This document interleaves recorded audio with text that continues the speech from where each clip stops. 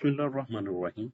In this video session, I'm going to explain the lab activity of chapter number 3, that is object-oriented programming in C++. First question में वो क्या पूछता है? Write a program that read 4 integers. Read 4 integers means you will get 4 numbers from user by using CIN and prints their sum. क्या करें? उनका sum करें, product करें and average find out करें. यहाँ पे मैं लिखता हूँ इंक्लूड iostream डॉट एच आप इसमें इंक्लूड कर लीजिएगा. यूजिंग नेम स्पेस एसटीडी लिख दिया और इसके बाद integer A B C D मैंने 4 नंबर डिक्लेयर कर दिए. एक ए बी सी और डी 4 नंबर ले लिए और फिर मैंने सम भी एज ए इंटीजर डिक्लेयर कर दिया और प्रोडक्ट भी एज ए इंटीजर मैंने डिक्लेयर कर दिया यहाँ पे उसको, और एवरेज को मैंने फ्लोट ले लिया क्योंकि हो सकता है कि एवरेज उसमें क्या कर सके, पॉइंट में आए, तो इसलिए मैंने फ्लोट ले लिया. आप ये डिक्लेरेशन जो आप वेरिएबल डिक्लेरेशन कर रहे हैं ना, ये आप पहले भी कर सकते हैं और प्रोग्राम के दौरान भी कर सकते हैं. ठीक है, जैसे जैसे जौन से वेरिएबल आपको चाहिए होगा वो आप यूज करते रहिएगा, वो आप डिक्लेयर कर सकते हैं. ठीक है, c out enter the first integer, ये मेरा मैसेज है. मैसेज आप कुछ भी लिख सकते हो यहाँ पे डबल कोट्स के अंदर. CINA ये इंपॉर्टेंट है. इसमें क्या करना होता है, आपने इनपुट ले रही है किस वेरिएबल में, वेरिएबल ए में. सपोज आप एंटर करते हो 10. अब इसके बाद हम मूव करते हैं यहाँ पे सी आउट एंटर सेकंड इंटीजर. ये भी एक मेरा सेकंड मैसेज है. मैसेज के अंदर हम कुछ भी लिख सकते हैं. CIN बी ये मैंने वेरिएबल स्टोर कर लिया, वेरिएबल की वैल्यू स्टोर कर लूंगा बी में. जब आपने सी आउट यूज करना तो आपने इंसर्शन ऑपरेटर यूज करने हैं और CN यूज करना तो आपने एक्सट्रैक्शन ऑपरेटर यूज करने हैं ग्रेटर देन के साथ. इस तरह आपने वेरिएबल सी में भी वैल्यू ले ली, वेरिएबल डी में भी वैल्यू ले ली, आपने 3 वेरिएबल ले लिए, 4 वेरिएबल ले लिए जैसा कि मैंने यहाँ पे लिखा हुआ था. सपोज आपने ए की वैल्यू 10 लिख दी, बी की वैल्यू आप 20 लिख देते हैं, सी की वैल्यू आप 30 लिख देते हैं और डी की वैल्यू आप लिखते हैं 60. डी की वैल्यू भी मैं 60 लिख देता हूँ. अब इससे क्या होगा, 10 20 30 60, यहाँ पे सम होगा. यहाँ पे सम होगा किसका, 10 का, फिर 20 का, फिर 30 का, फिर 60 का, जो कि आपके पास इक्वल क्या हो जाएगा, 639 प्लस 2 11 प्लस 1 12, जो कि 20 आ जाएगा. ये 20 किस में स्टोर हो जाएगा, ये वेरिएबल सम में स्टोर हो जाएगा क्योंकि लेफ्ट साइड पे आपने सम यूज किया हुआ है. आगे प्रोडक्ट हम यूज करते हैं. प्रोडक्ट में क्या होगा, तीनों वेरिएबल की वैल्यू को मल्टीप्लाई किया जा रहा है. A multiply by b multiply by c multiply by d, very simple. और फिर एवरेज कैलकुलेट की जा रही है, सम डिवाइडेड बाय 4.0, क्योंकि आपने एवरेज को फ्लोट लिया हुआ है. याद रखें, आप कभी एवरेज करते वक्त आपने क्या करना है, जब एवरेज करना है तो आपने सब कुछ जैसे मैंने किया हुआ, आप ऐसे भी सम कर सकते हैं. अगर आप ऐसे लिख रहे हो ना, a plus b plus c plus d तो डिवाइडेड बाय 4, तो ये मोस्टली कॉमन मिस्टेक्स होती है. ठीक है, जो कि स्टूडेंट्स पेपर में करके आते हैं कि वो डिवाइडेड बाय 4 कर दिया, जबकि इसमें किससे डिवाइड हो रहा है, सिर्फ डी से डिवाइड हो रहा है. तो इसकी सही करेक्शन क्या होगी, आपको क्या करना चाहिए, a plus b plus c plus d bracket लगाएं और फिर डिवाइड कीजिए 4 के साथ. तो ये आपकी करेक्शन है जी, करेक्ट स्टेटमेंट है जी. ठीक हो गया, क्योंकि अगर आपने फ्लोट लिया हो तो 0.0 भी लगा देंगे तो कोई ऐसा मसला नहीं है. ठीक है, तो एवरेज आप कैलकुलेट करेंगे, एवरेज आप स्टोर कर लेंगे वेरिएबल. एवरेज में आप एवीजी भी लिख सकते हैं, कोई भी वेरिएबल डिक्लेयर कर सकते हैं, लेकिन जो वेरिएबल आप इधर यूज कर रहे हैं वो मस्ट बी डिक्लेयर्ड होना चाहिए. ठीक है, सी आउट करते वक्त यहाँ पे हम डिस्प्ले कर रहे हैं सम इक्वल टू, ये लिखा जाएगा सम इक्वल टू सम की वैल्यू. सपोज सम की वैल्यू 120 है, 120 आ जाएगा और उसके पास, और उसके बाद एंड लाइन होगा, न्यू लाइन में जाएगा और इसके बाद वो क्या कर रहा है, प्रोडक्ट शो कर रहा है. C out product equal to, ये मैसेज करेगा प्रोडक्ट इक्वल टू प्रोडक्ट की वैल्यू, जो भी इसका प्रोडक्ट बनता होगा वो यहाँ पे वो डिस्प्ले कर देगा। C out average equal to average, जहाँ पे एवरेज अगर मैं कहता हूँ यहाँ पे 120 को 4 पे डिवाइड करेगा तो वो 30 लिखेगा। वो क्या लिखेगा, सी आउट एवरेज इक्वल टू 30, और यहाँ से प्रोग्राम क्या कर देगा, वो रिटर्न हो जाएगा। तो ये एक कंप्लीट प्रोग्राम लिखा हुआ है। अब देख लीजिए इसमें, जिसमें वेरिएबल, फर्स्ट वेरिएबल डिक्लेयर हो रहे हैं, फिर उसके बाद वैल्यू इनपुट की जा रही है, फिर उसके बाद प्रोसेसिंग हो रही है, और लास्ट में हम आउटपुट डिस्प्ले कर रहे हैं, जो कि हमने इसको डिस्प्ले करना है। तो नेक्स्ट प्रोग्राम की तरफ मूव करते हैं। नेक्स्ट प्रोग्राम में write a program that reads length, जो क्या रीड करे, लेंथ और breadth of a rectangle and print its idea. ठीक है, जब भी आपने प्रोग्राम लिखना होता है, याद रखिए सबसे पहले क्या फ्लो क्या होता है प्रोग्राम का, आपने डिक्लेयर करना होता है, वेरिएबल डिक्लेरेशन होती है, वेरिएबल डिक्लेरेशन करते हैं आप। ठीक है, नंबर 1 वेरिएबल डिक्लेरेशन कर रहे होते हैं, नंबर 2 आप उसमें इनपुट ले रहे होते हैं, नंबर 2 आप इनपुट ले रहे होते हैं, नंबर 3 पे आप प्रोसेसिंग कर रहे होते हैं, नंबर 3 पे प्रोसेसिंग होती है, और नंबर 4 पे आप क्या कर रहे होते हैं, उसकी आउटपुट को डिस्प्ले कर रहे होते हैं, आउटपुट को डिस्प्ले कर रहे होते हैं। तो डिक्लेरेशन पार्ट आ जाए, तो ये मेरा डिक्लेरेशन पार्ट है, जिसमें मैं डिक्लेयर कर रहा हूँ फ्लोट लेंथ ले लिया, ब्रेथ ले लिया और एरिया ले लिया। ठीक है, ये मेरी डिक्लेरेशन होगी। इसके बाद इनपुट मैं करने जा रहा हूँ, इनपुट मैंने कौन कौन सी करने हैं, एंटर द लेंथ, मैंने लेंथ में वेरिएबल डिक्लेयर कर लिया, वेरिएबल की वैल्यू को स्टोर करवा लूंगा CIN के साथ। फिर enter the breadth of rectangle, और दूसरे मैं वेरिएबल यूज कर रहा हूँ ब्रेथ का, और मैं इसमें CIN ब्रेथ में वैल्यू इनपुट करवा लूंगा।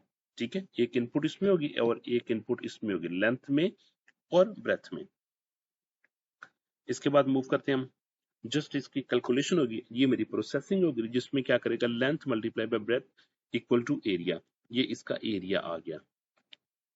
ठीक है, अब देखिए अगर आप लिखते हो ना length multiply by breadth equal to area, अब देखिए ये मैथमेटिकल तो ठीक है, ठीक है, left hand side equal to right hand side, ये मैथ कहता है कि ये सेम है मैथ के पॉइंट ऑफ व्यू, लेकिन प्रोग्रामिंग के पॉइंट ऑफ व्यू से ये रॉन्ग है। L इक्वल टू बी, ये रॉन्ग होगा, किसके लिहाज से, प्रोग्रामिंग के लिहाज से। क्यों, क्योंकि left side should contain only one variable, ये लेफ्ट साइड पे सिर्फ एक ही वेरिएबल होना चाहिए, लेंथ इनटू ब्रेथ के साथ। ठीक है, जो भी इसका है, ये तो जस्ट मैं आपको एग्जांपल के तौर पर बता रहा हूँ, जस्ट मैं आपको हाईलाइट करना चाहता हूँ कि इक्वल टू के लेफ्ट साइड पे हमेशा एक वेरिएबल आएगा, एक वेरिएबल होगा, और राइट साइड पे क्या आ सकता है, ये एक मेरा एक्सप्रेशन था। ठीक है, मैं 3 + 4 ये कांस्टेंट वैल्यू का एडिशन भी कर सकता हूँ, कोई इसमें ऑपरेशन भी परफॉर्म करवा सकता हूँ, मैं variable b + 4 multiply by c ऐसे भी कर सकता हूँ, कोई एक्सप्रेशन भी लिख सकता हूँ, कोई एक स्टेट में एक कांस्टेंट वैल्यू भी असाइन कर सकता हूँ, कोई वेरिएबल भी असाइन कर सकता हूँ। ठीक है, राइट साइड पे आपका कोई भी एक्सप्रेशन हो सकता है, जबकि लेफ्ट साइड पे हमेशा एक वेरिएबल ही होगा। नेक्स्ट मूव करते हैं हम, इसके बाद एरिया ऑफ रेक्टेंगल, ये आपका मैसेज देगा। ठीक है, डबल कोट्स के अंदर, डबल कोट यहाँ से स्टार्ट हो रही है और यहाँ पे एंड हो रही है, और इसके बाद उसने क्या लगाया, इंसर्शन ऑपरेटर, एरिया, एरिया लिखा, और एरिया के बाद उसने एंड लाइन लिखा, एरिया में वो उसकी आउटपुट होगी, जो कि प्रोसेसिंग के, जो कि लेंथ और ब्रेथ को मल्टीप्लाई करने के बाद आएगी। नेक्स्ट प्रोग्राम की तरफ मूव करते हैं हम, write a program that reads temperature in Fahrenheit and prints, यानी कि इसने फ़ारेनहाइट में टेम्परेचर दिया होगा, इसमें हमने इसमें वैल्यू लगानी है, और उसके बाद फार्मूले को हमने सॉल्व कर लेना। तो हम स्टार्ट करते हैं, ये याद रखिए आपने include डॉट एच लिख देना, ये लैंग्वेज पे डिपेंड कर रहा होता है, लेकिन आपने iostream डॉट एच लास्ट में लिखना है। ठीक है, अगर मैंने नहीं लिखा होगा तो इसका मतलब कि आपने लिखना है। ठीक है, इंटीजर मेन से मैंने स्टार्ट किया, मैंने फ्लोट फ़ारेनहाइट वेरिएबल लिया और सेल्सियस वेरिएबल लिया, ये मैंने वेरिएबल को डिक्लेयर कर लिए। आप F और C भी लिख सकते हैं, कुछ भी वेरिएबल लिख सकते हैं। ठीक है, रीजनेबल होना चाहिए और वो वैलिड वेरिएबल होना चाहिए। ये मैंने मैसेज क्या दिया, enter the temperature in Fahrenheit, and Fahrenheit को मैंने इधर स्टोर करवा लिया। ठीक है, इनपुट के तौर पर इसमें वैल्यू स्टोर हो जाएगी फ़ारेनहाइट में। इसके बाद कैलकुलेशंस के में 5 डिवाइडेड बाय 9 आपने ये पहले सॉल्व करना है और इसमें आपने ब्रैकेट लगाना है। ठीक है, ब्रैकेट लगाना भूलना नहीं है। ठीक है, मल्टीप्लाई बाय फ़ारेनहाइट माइनस 32, तो हम इसको सॉल्व कर लेंगे सेमीकोलन, और इसमें इसकी प्रोसेसिंग होके वैल्यू किसमें स्टोर हो जाएगी, सेल्सियस में वैल्यू स्टोर हो जाएगी, और बाद में हम सेल्सियस को डिस्प्ले कर देंगे। ये मेरा मैसेज आ जाएगा, और मैसेज के बाद यहाँ पे वो क्या कर देगा, सेल्सियस की वैल्यू को शो करेगा और रिटर्न 0 कर देगा।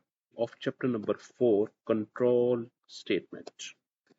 तो हम स्टार्ट करते हैं। Write a program that read a number, एक नंबर को रीड करे and print its square if the number is greater than 10, अगर वो 10 से ग्रेटर हो तो स्क्वायर प्रिंट करे, अदरवाइज उसका वो क्यूब प्रिंट करे। यानी हमने कंडीशनल काम करना है। ठीक है, तो वही आपने तरीका यूज करना है। सबसे पहले क्या करना, आपने वेरिएबल डिक्लेरेशन, फिर इनपुट, फिर प्रोसेसिंग करनी है। इंटीजर नम, ये मैंने वेरिएबल डिक्लेयर कर दिया नम के नाम, फिर enter a number, enter a number, और नम में ले लिया। फॉर एग्जांपल नम में मैं एंटर कर देता हूं सपोज 25। ठीक है, नम में मैं कौन सी वैल्यू स्टोर करता हूं, नम में मैं वैल्यू 25 स्टोर करता हूं। तो देखूंगा कि 25 इज ग्रेटर देन 10, यस, तो वो क्या करेगा, स्क्वायर इक्वल टू, ये मेरा मैसेज शो करेगा, नम टाइम नम, यानी कि 25 को यहाँ पे 25 टाइम 25 को मल्टीप्लाई करेगा, जो आंसर होगा वो इधर शो कर देगा और नेक्स्ट चला जाएगा। एल्स इसका क्या कर दिया जाएगा, एल्स पार्ट इसका स्किप कर दिया जाएगा। ठीक है, एल्स पार्ट इसका स्किप कर दिया जाएगा। अब देखिए, अगर आप इसके नम की वैल्यू, अब दूसरी सूरत में अगर आप क्या करते हो, अगर आप नम की वैल्यू कुछ और लेते हो, मैं यहाँ पे नम की वैल्यू और लेता हूँ, यानी कि 10 से लेस लिखने की कोशिश करता हूँ, 10 से लेस लिखता हूँ और फिर देखता हूँ कि इसकी वैल्यू क्या आती है, इसका आंसर क्या आता है। ठीक है, सपोज नम में आपने, ये एक नम था, सी इन किया आपने 5 कर दिया, तो यहाँ पे चेक होगा 5 इज ग्रेटर देन 10, तो ये कंडीशन फॉल्स हो जाएगी। फॉल्स के केस में ये स्टेटमेंट एग्जीक्यूट नहीं होगी। ठीक है, तो एल्स की तरफ हम जाते हैं। एल्स में क्या करेगा, वो कहेगा सी आउट, ये एक मैसेज डिस्प्ले कर देगा, नम टाइम नम टाइम नम, ये यानी कि इस केस में अगर मैंने सी नम में 5 एंटर किया हुआ, तो वो क्या कर देगा, 5 मल्टीप्लाई बाय 5 मल्टीप्लाई बाय 5, तो वो इसका आंसर डिस्प्ले कर देगा। ठीक हो गया, ये आप देख लें। इसमें इसको मैं रिमूव कर देता हूं ताकि आप, it's okay. Next question number 2 में, write a program that reads an integer, यानी कि इसमें क्या करेगा, सिर्फ एक इंटीजर वैल्यू रीड करेगा and print whether it is odd or even number, बाद में शो करे कि ये क्या इवन नंबर है तो ये ऑड नंबर है। और आपको पता है कि यहाँ मैं परसेंटेज से मैं डिवाइड करूंगा, यानी कि अगर मैं 25 लेता हूँ, 25 को मैं 2 से डिवाइड करूंगा तो 12 24, बाकी क्या बचेगा, बाकी ये 1 बचेगा। अगर आपको ये वाली वैल्यू गेट करनी है तो आपको क्या करना पड़ेगा, आपको लिखना पड़ेगा 25 परसेंटेज 2, इस परसेंटेज की वजह से आपको ये रिमेनिंग वैल्यू मिलेगी। अगर आप ये लिखते ना 25 डिवाइडेड बाय 2, तो इसका आंसर क्या आना था, 12, तो ये इसका क्वेश्चन मिलेगा, ये वाली वैल्यू। ठीक है, ये बेस कर रहा होता है इसके ऑपरेटर पे, आप कौन सा ऑपरेटर यूज करते हैं। क्योंकि मैंने रिमेनिंग वैल्यू लेनी है तो मैं मस्ट क्या यूज करूंगा, परसेंटेज यूज करूंगा, परसेंटेज साइन। तो इसके लिए देखिए iostream.h लिखा, मैंने पहले भी बताया कि आपने हेडर फाइल इंक्लूड कर लेनी है, यूजिंग नेम स्पेस std लिखना है। ये एक्चुअली ये डिपेंड कर रहा होता है कि आप कौन सा इंटरफेस यूज कर रहे हो, कौन सा इंटरफेस यूज कर रहे हो, कौन सा प्रोग्राम यूज कर रहे हो C++ के लिए। इंटीजर मेन लिखा मैंने, इंटीजर नम लिखा, नम में सपोज इधर मैं वैल्यू एंटर करता हूँ 30 करता हूँ। ठीक है, एंटर इन इंटीजर, ये मैसेज देगा, और CIN जो कि वैल्यू होगी यहाँ पे स्टोर की जाएगी। 30 मैंने स्टोर कर लिया, और इफ नम 30 डिवाइडेड बाई 2, मैं क्या करता हूँ, मैं कहता हूँ 30 परसेंटेज टू, तो इसमें मेरे पास रिमेनिंग वैल्यू क्या आएगी, ये देखिए मैंने 30 इधर रखा, 30 को मैंने 2 पे डिवाइड किया, 15 टाइम 2 30 होता है, तो बाकी क्या बचता है 0। तो ये क्या 0 मिलेगा, किसको मिलेगा ये 0, क्योंकि यहाँ में किसी में मैंने स्टोर नहीं कर रहा, तो मैं कंपेयर कर रहा हूँ। मैं कह रहा हूँ कि 0, इसका आंसर क्या आएगा, 0 इक्वल टू 0, तो ये कंडीशन ट्रू हुई। तो इस केस में वो क्या करेगा, वो इवन नंबर शो करेगा और एल्स वाले पार्ट को वो क्या कर देगा, स्किप कर देगा। ठीक हो गया। अब अगर मैं इसमें वैल्यू दूसरी एंटर करता हूँ, यानी कि मैं इसमें वैल्यू लिखता हूँ ऑड वैल्यू की लिखने की कोशिश करता हूँ, ऑड वैल्यू की, तो फिर देखते हैं कि ऑड वैल्यू का क्या सम, क्या आउटपुट आती है। ठीक है, यहाँ पे मैं ऑड वैल्यू लेता हूँ, इंटीजर नम, वेरिएबल डिक्लेरेशन हुई, मैसेज डिस्प्ले हुआ, नम में आपने लिखा है 27 लिखा। ठीक है, तो अब ये चेक करेगा 27 डिवाइडेड बाई 2, 27 को वो 2 पे डिवाइड करेगा, 13 टाइम्स 2 26 होता है, बाकी क्या बचेगा, रिमेनिंग 1 बचेगा। अब वो देखेगा कि 1 इक्वल टू 0 होता है, क्या 1 0 के बराबर होता है, नो, तो ये कंडीशन क्या हो जाएगी, फॉल्स। तो ये वाली स्टेटमेंट, क्योंकि एक ही स्टेटमेंट लिखी हुई है, ये वाली स्टेटमेंट नहीं चलेगी, अब ये वाली स्टेटमेंट चलेगी। एल्स सीओड क्या शो करेगा, वो करेगा ऑड नंबर। तो ये प्रोग्राम था। नेक्स्ट प्रोग्राम की तरफ हम मूव करते हैं। Write a program that reads 3 numbers. जी नेक्स्ट प्रोग्राम में write a program that read 3 numbers. कितने नंबर्स, वो 3 नंबर्स रीड करने का कह रहा है, तो 3 नंबर आपने रीड करने हैं and print the largest one, और फिर आपने लार्जेस्ट वन को डिस्प्ले करना है। तो इसमें देखिए क्या वो कह रहा है, इंटीजर ए बी सी, 3 मैंने वेरिएबल डिक्लेयर कर दिए, एंटर 3 नंबर्स, ये मैंने एक बार मैसेज लिखा, और सी एंड ए में वैल्यू एंटर करना आपने, फिर बी में वैल्यू एंटर करेंगे आप, फिर सी में वैल्यू एंटर करेंगे,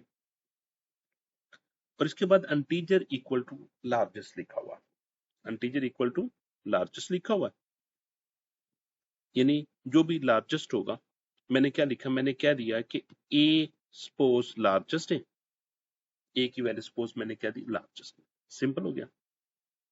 इसके बाद मैं चेक करने जा रहा हूं, अगर तो बी ग्रेटर देन लार्जेस्ट हुआ, तो फिर लार्जेस्ट कौन सा आ जाएगा, लार्जेस्ट की वैल्यू, यानी कि largest will get value from B. फिर सी को भी मैं चेक करने जा रहा हूं, सी ग्रेटर देन लार्जेस्ट, तो फिर सी की वैल्यू किसके पास आ जाएगी, लार्जेस्ट के पास आ जाएगी। तो फिर बाद में लार्जेस्ट नंबर, ये मैसेज डिस्प्ले होगा और लार्जेस्ट शो करेंगे। हम एग्जीक्यूट करते हैं इसको। ठीक है, वेरिएबल डिक्लेयर हुए, सपोज ए की वैल्यू आपने ली है 10, बी की वैल्यू आप लेते हैं 15, सी की वैल्यू आप लेते हैं 30। तो इस केस में देखिए, इस स्टेटमेंट के एग्जीक्यूट होने से क्या होगा, largest will get value from A that is 10, इस स्टेटमेंट के एग्जीक्यूट होने से। नेक्स्ट, इस वाले स्टेटमेंट के एग्जीक्यूट होने से क्या होगा, अब देखिए लार्जेस्ट बी की वैल्यू क्या, बी की वैल्यू है 15, 15 mean 15 is greater then largest, largest में क्या पड़ा हुआ, लार्जेस्ट में पड़ा हुआ है, लार्जेस्ट में 10 पड़ा हुआ। ठीक है, मीन 15 ग्रेटर देन 10, यस, तो बी की वैल्यू लार्जेस्ट को मिल जाए। अब जो 10 था वो ओवर राइट होके क्या बन जाएगा, लार्जेस्ट क्या ले लेगा, लार्जेस्ट ले लेगा 15। अब नेक्स्ट स्टेटमेंट की तरफ मूव करते हैं, यहां पे क्या लिखा हुआ है, सी ग्रेटर देन लार्जेस्ट, सी की वैल्यू मेरे पास है जी 30, मैं लिखा 30 ग्रेटर देन लार्जेस्ट, लार्जेस्ट में क्या लास्ट वैल्यू पड़ी हुई है 15, 30 इज ग्रेटर देन 15, यस, तो क्या होगा, सी की वैल्यू असाइन की जाएगी लार्जेस्ट को। तो सी की वैल्यू क्या है, सी की वैल्यू है 30, तो लार्जेस्ट क्या बना, लार्जेस्ट मेरे पास 30 बन गया, तो मैंने ये 30 लिख दिया। ठीक है, ये मैंने 3 वेरिएबल्स को ऐसे सॉल्व कर लिया। अगर 4 वेरिएबल भी होते तो उसको भी मैं ऐसे स्टोर कर लेता, वो भी ऐसे सॉल्व कर लेना था। ठीक हो गया, ये सारा क्लियर हो गया। अब मैं इसको रिमूव करके मैं कहता हूं कि मैं इसको ऐसे भी लिख सकता था कि अगर इसको यानी कि मैं लॉजिकल ऑपरेटर्स में यूज कर देता, एंड और नॉट से भी हम इसको सॉल्व कर सकता था। अगर मैंने उससे करना है तो मैं आपको बता देता हूँ। जस्ट मैं इसको ऐसे भी लिख सकता था, यानी कि मैं इसके बाद लिखने लगा हूं, यानी कि मैं इसके बाद लिखने लगा हूं, मैं कह सकता था इफ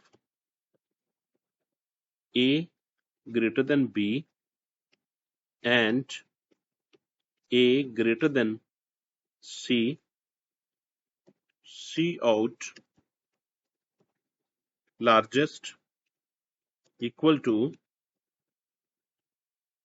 किसमें, ए में, तो लार्जेस्ट इज ए। बाद में ये भी मैं चेक कर सकता हूं, else if B greater than A and B greater than C, B को मैं लार्जेस्ट चेक करने के लिए मैं क्या करता हूं, मैं लिखता हूं सी आउट लार्जेस्ट इक्वल टू, तो बी को मैं लार्जेस्ट कहूंगा। एल्स एल्स मैं क्या कहता हूं, मैं कहता हूं सी आउट लार्जेस्ट इक्वल टू सी। तो मैं इसको लॉजिकल ऑपरेटर यूज करते हुए भी मैं ऐसे सॉल्व कर सकता हूं, ये भी एक वे है। ठीक हो गया। नेक्स्ट हम मूव करते हैं। Write a program that reads a letter and print, read a letter, एक लेटर रीड करें and print whether it is a lower case or upper case letter. Main से स्टार्ट करते हैं। मेन में क्या लिखा हुआ, इन करेक्टर सी एच मैंने डिक्लेयर कर दिया, एंटर करेक्टर का मैसेज दे दिया और करेक्टर को मैंने स्टोर कर लिया वेरिएबल सी एच में।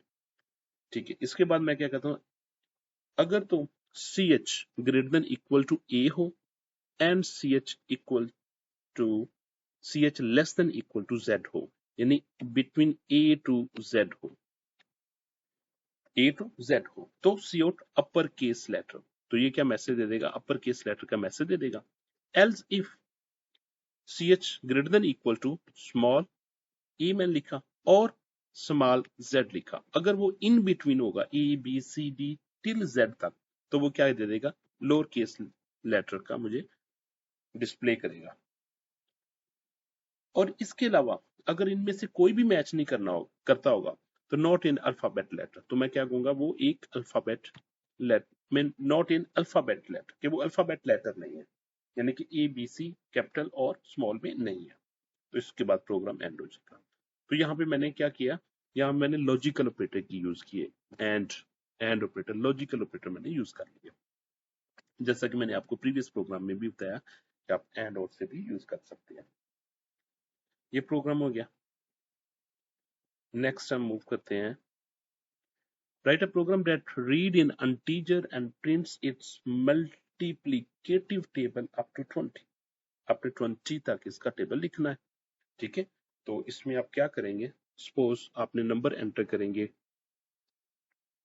सपोज टी ले लिया या नम ले लिया, इसमें आपने 5 एंटर किया, तो आपको क्या लिखना चाहिए था 5 multiply by 1 equal to 5, 5 multiplied by 2 equal to 10, so on 5 times 20 equal to 100। आपको इस तरह की आउटपुट शो करनी है। नम आपने वेरिएबल डिक्लेयर कर लिया, आपने नम पे वैल्यू स्टोर करवा ली, सपोज इस केस में आपने 5 एंटर कर लिया, आई आपने 1 से स्टार्ट किया और कहां तक मूव करवा लिया, 20 तक, 1 से मूव किया कहां तक करवा लिया, 20 तक। अपन में डिस्प्ले करने हैं, डिस्प्ले करते वक्त देखो आपने पहले क्या लिखना है, 5 लिखना है, ये 5 5 5, और आपको पता है कि बाय डिफॉल्ट लूप एक स्टेटमेंट को एग्जीक्यूट करता है, तो मैंने ब्रेसेस लगा ली, सी आउट नम करेगा, नम की वैल्यू 5, तो वो 5 ये लूप चलेगा 1 से लेके 20 तक, 1 से स्टार्ट करेगा 20 तक, तो यहाँ पे क्या करेगा, वो 5 5 शो करते जाएगा। इसके बाद मुझे ये शो करना है, मल्टीप्लीकेशन को एज इट इज डिस्प्ले करना है, तो इसलिए मैंने इसको डबल कोटेशन में लिख दिया, ये मैंने डबल कोटेशन में लिख दिया। इसके बाद मुझे आई की वैल्यू लिखनी, यानी कि लूप की वैल्यू लिखनी। लूप आप एक्स में भी ले सकते हो, ए में भी ले सकते हो, बी में भी ले सकते हो, किसी वेरिएबल में भी ले सकते हो जो 1 से स्टार्ट करेगा, लेस देन इक्वल टू 20 तक मूव करेगा। तो ये आपने 1 to 20 तक लिख दिया। इसके बाद आपने इक्वल टू को डिस्प्ले करना है। जिस चीज को आपने डिस्प्ले करना है, you should write in double quotation. Okay, आपने डबल कोटेशन में लिख दिया। फिर आपने क्या लिखना है, इक्वल के बाद आपने इनकी मल्टीप्लीकेशन लिखनी, इनका आंसर लिखना है। तो आपने क्या डायरेक्ट कर दिया, नम को मल्टीप्लाई करे आई के साथ, यानी 5 को मल्टीप्लाई करेगा 1 के साथ 5 को 2 के साथ मल्टीप्लाई करेगा 10, सो ऑन। यहाँ पे क्या कर देगा, 100 तक वो टेबल लिख देगा। ठीक है, नेक्स्ट मूव करते हैं। Write a program to calculate the net pay of Sameer. Sameer की नेट पे हम कैलकुलेट करते हैं। ठीक है, यहाँ पे स्टेटमेंट मैंने नहीं लिखी हुई। स्टेटमेंट अगर आप बुक से देख लेंगे तो ठीक होगा, क्योंकि मेरे सामने ओपन है। ओके, हमने क्या कर लिया इसमें, फ्लोट, बेसिक पे, हाउस रेंट, नेट पे हमने वेरिएबल डिक्लेयर कर लिए और इनकी डेटा टाइप्स है जी फ्लोट, मींस पॉइंटिंग वैल्यू के आने के चांसेस है, इसलिए मैंने फ्लोट डिस्प्ले कर दिया, फ्लोट डिक्लेयर कर दिया। एंटर बेसिक पे, मैसेज डिस्प्ले हुआ और बेसिक पे को स्टोर कर दिया गया बेसिक अंडरस्कोर पे के वेरिएबल में। अब देखिए, अगर कहता है कि बेसिक पे लेस देन 30,000 हो तो क्या करें, 0.3% ऑफ बेसिक पे इसका हाउस रेंट जाता है, वो हाउस रेंट में स्टोर कर लिया इसने। इसके बाद अगर इसकी बेसिक पे लेस देन इक्वल टू 50,000 होगी, ये तो 30,000 था ना, 30,000, तो ये अगर 50,000 होगी तो 0.35। अगर देखो, अगर मेरे पास वैल्यू होती 28,000, मैं कहता बेसिक पे मीन 20,000 इज लेस देन 30,000, तो उसने ये वाली स्टेटमेंट को एग्जीक्यूट करना था और बाकी जितनी भी स्टेटमेंट थी उनको स्किप कर देना था। ठीक है, तो इसलिए हमने क्या किया, हमने यहाँ पे लेस देन चेक किया इसको। अगर इसकी वैल्यू इसको, इसके बाद देखिए, अगर वो वैल्यू होती 35,000, 45,000, अगर बेसिक पे 45,000 होती, 45,000 होती तो क्या कर चेक करता, 45,000 लेस देन 30,000, नो, तो ये वाली स्टेटमेंट को वो स्किप करता और इसके पास चला जाता। यहाँ पे लिखा 45,000 लेस देन 50,000, यस, तो ये स्टेटमेंट ट्रू हो जाती। ठीक है, तो ये स्टेटमेंट को उसने एक्सिक्यूट करना था, ये वाली स्टेटमेंट को 0.35 के साथ मल्टीप्लाई करके इसका हाउस रेंट निकाल लेता। एल्स हाउस रेंट क्या करता, इसके बाद कोई भी हो, यानी कि 50,000 से अबव आएगी तो वो क्या करेगा, वो ये वाली स्टेटमेंट को एक्सिक्यूट करवाएगा, जो कि 40% के साथ होगा, 0.4% के साथ। अब नेट पे इसने कैलकुलेट करनी, बेसिक पे उसने पहले यूजर से एंटर करवा लेगा, हाउस रेंट वो आपका इफ एल्स से मिल जाएगा आपको किसी स्टेटमेंट से ट्रू होने पे। ठीक है, और इसके बाद वो क्या करेगा, नेट पे, ये इसकी नेट पे आ गई, नेट पे ये आ गया जी। ठीक है, इसके बाद सबको ऐड करेगा तो वो उसकी टोटल नेट पे बन जाएगी। Write a program that will produce a table of equivalent temperature in both Fahrenheit and Celsius from 50 से लेके 100 तक in steps of 5। यानी क्या करना, 50 से लेके आपने 100 तक इनको लिखना है, टेबल लिखना है इनका, यानी फ़ारेनहाइट और सेल्सियस के इक्विवेलेंट। 50 से स्टार्ट होना है, 55 तक, 55 फिर 60, यानी 5 के गैप के साथ। यानी कि एक तो आपको लूप स्टार्ट करना पड़ेगा, इस पॉइंट से स्टार्ट करना पड़ेगा, इस पॉइंट पे आपको एंड करना पड़ेगा, और आपको क्या करना पड़ेगा, आपको इंक्रीमेंट करना पड़ेगा, f प्लस इक्वल टू 5 के इंक्रीमेंट के साथ मूव करना पड़ेगा इसके लिए। ठीक है, तो हमने क्या किया देखें, फ्लोट सेल्सियस ले लिया, यहाँ पे मैसेज दे दिया फ़ारेनहाइट सेल्सियस, तो इसके बाद f इक्वल टू 50 से स्टार्ट करें, जैसा कि मैंने कहा था 50 से इसको स्टार्ट करना चाहिए था, लेस देन इक्वल टू 100 तक मूव करना चाहिए था, ये हमारा टारगेट है। Less than equal to f plus equal to 5, ये 5 के इंक्रीमेंट के साथ मूव करेगा। और क्या काम करेगा, ये मैंने ब्रेसिस लगाई हुई है, ये ब्रेसिस और ये ब्रेसिस लगाई है। अगर आप ब्रेसिस नहीं लगाते तो क्या होगा, सिर्फ ये वाली स्टेटमेंट एग्जीक्यूट होगी, क्योंकि एक स्टेटमेंट बाय डिफॉल्ट पार्ट होती है लूप का। ठीक हो गया। तो इसलिए कि आपने ब्रेसिस क्या लगानी है और उसके बाद आपने फार्मूला लगाना जो पहले भी हमने किया, 5 को डिवाइड करना 9 से, टाइम f माइनस 32, f की वैल्यू वो चेंज होती रह जाएगी। ठीक है, और यहाँ पे लिखते जाएंगे f की टेबल, f इक्वल टू ये हमारे लूप से वैल्यू आती जाएगी, 50 आएगा, 655 आएगा, 60 आएगा, 65 आएगा टिल 100 तक। ठीक है, ये स्लैश टी हमने एस्केप सीक्वेंस यूज किया ताकि थोड़ा सा स्पेस आ जाए। पहली टैब स्पेस, फिर दूसरी टैब स्पेस, फिर उसके बाद क्या करेगा, सेल्सियस की वैल्यू कैलकुलेट करेगा, जो कि सेल्सियस की वैल्यू हम इधर से कैलकुलेट कर रहे हैं। ठीक है, सेल्सियस इक्वल टू 5, यानी कि इस फार्मूले पे जो भी इसका आंसर आएगा वो सेल्सियस पे इस पे इक्विवेलेंट डिस्प्ले करता जाएगा। इसमें जस्ट हम f की वैल्यू चेंज करते जा रहे हैं और f की वैल्यू हम कहां से ले रहे हैं, उसके लूप से ले रहे हैं। ठीक है, तो मुझे उम्मीद है कि आप समझ चुके होंगे। नेक्स्ट प्रोग्राम देखते हैं, write a program that print the sum of the sequences using a for loop. तो यहाँ पे क्या करते हैं, इंटीजर सम इक्वल टू 0 ले लिया। सम में मैंने 0 लिया क्योंकि सम को मैंने मल्टीप्लाई करूंगा, मैं लिखूंगा sum equal to sum plus variable का नाम लिखूंगा। तो ये देखिए, जो फर्स्ट टाइम सम में वैल्यू क्या होनी चाहिए, वो 0 होगा। याद रखिए, जब आपने सम लेना है तो उस वक्त 0 होगा, और जब कभी आपने मल्टीप्लाई करना होगा तो उसमें क्या होगा, 1 होगा। क्योंकि 0 में कोई भी हम ऐड करेंगे तो उसमें कोई फर्क नहीं पड़ता, और मल्टीप्लाई करते वक्त जब भी हम 1 से किसी भी चीज को मल्टीप्लाई करेंगे तो उससे भी कोई फर्क नहीं पड़ता। तो ये आपने याद रखना है, समेशन करते वक्त 0 और मल्टीप्लीकेशन के वक्त आपने 1 लेना है। फॉर i इक्वल टू 30, मैंने क्या किया, मैंने 30 से स्टार्ट कर लिया।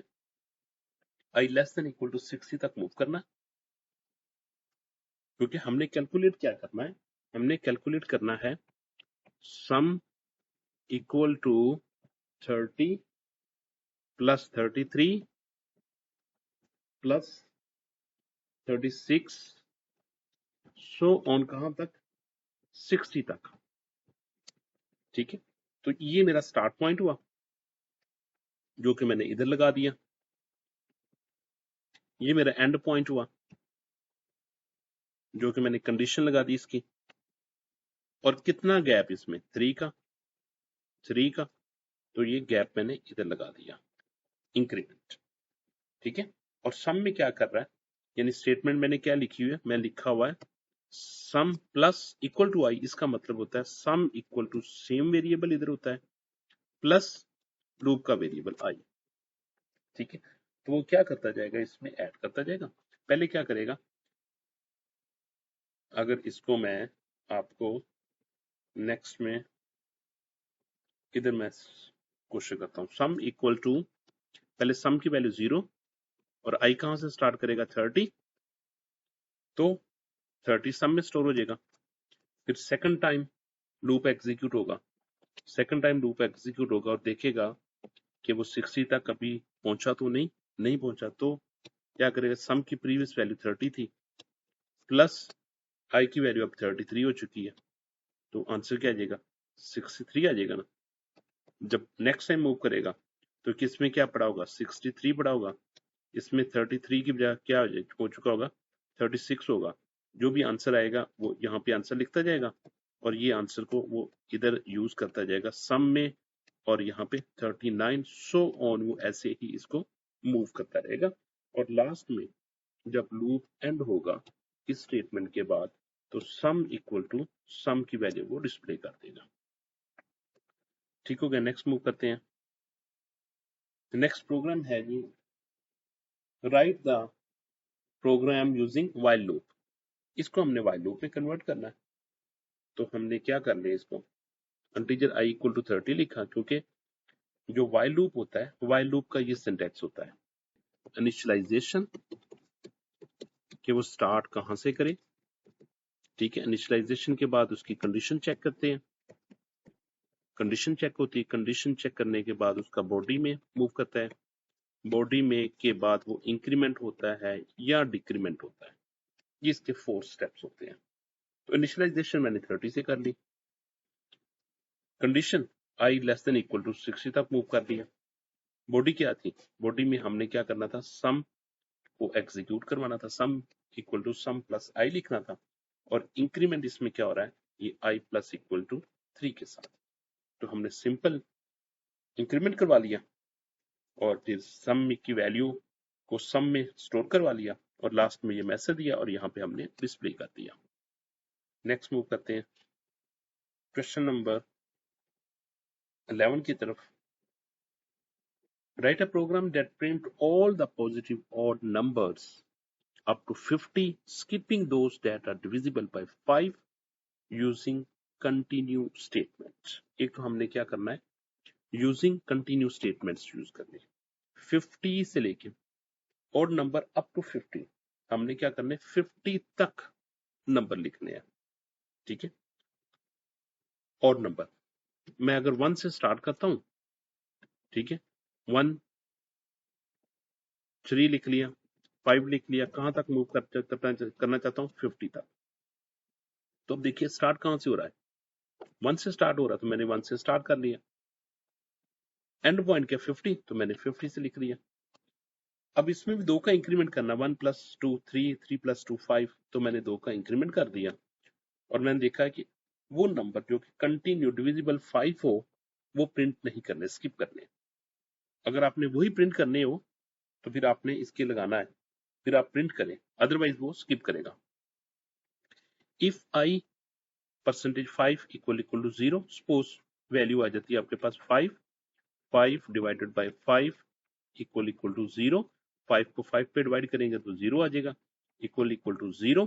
तो इस केस में वो कंटिन्यू, और कंटिन्यू के केस में वो यहां से ही वो इंक्रीमेंट की तरफ चला जाएगा, वो इधर नहीं आएगा, इंक्रीमेंट की तरफ आएगा, फिर वो कंडीशन चेक करेगा, फिर वो इधर इफ को चेक करेगा, अगर वो 0 नहीं हो तो फिर वो क्या करेगा, सी आउट आपकी वैल्यू को, आई की वैल्यू को प्रिंट करेगा।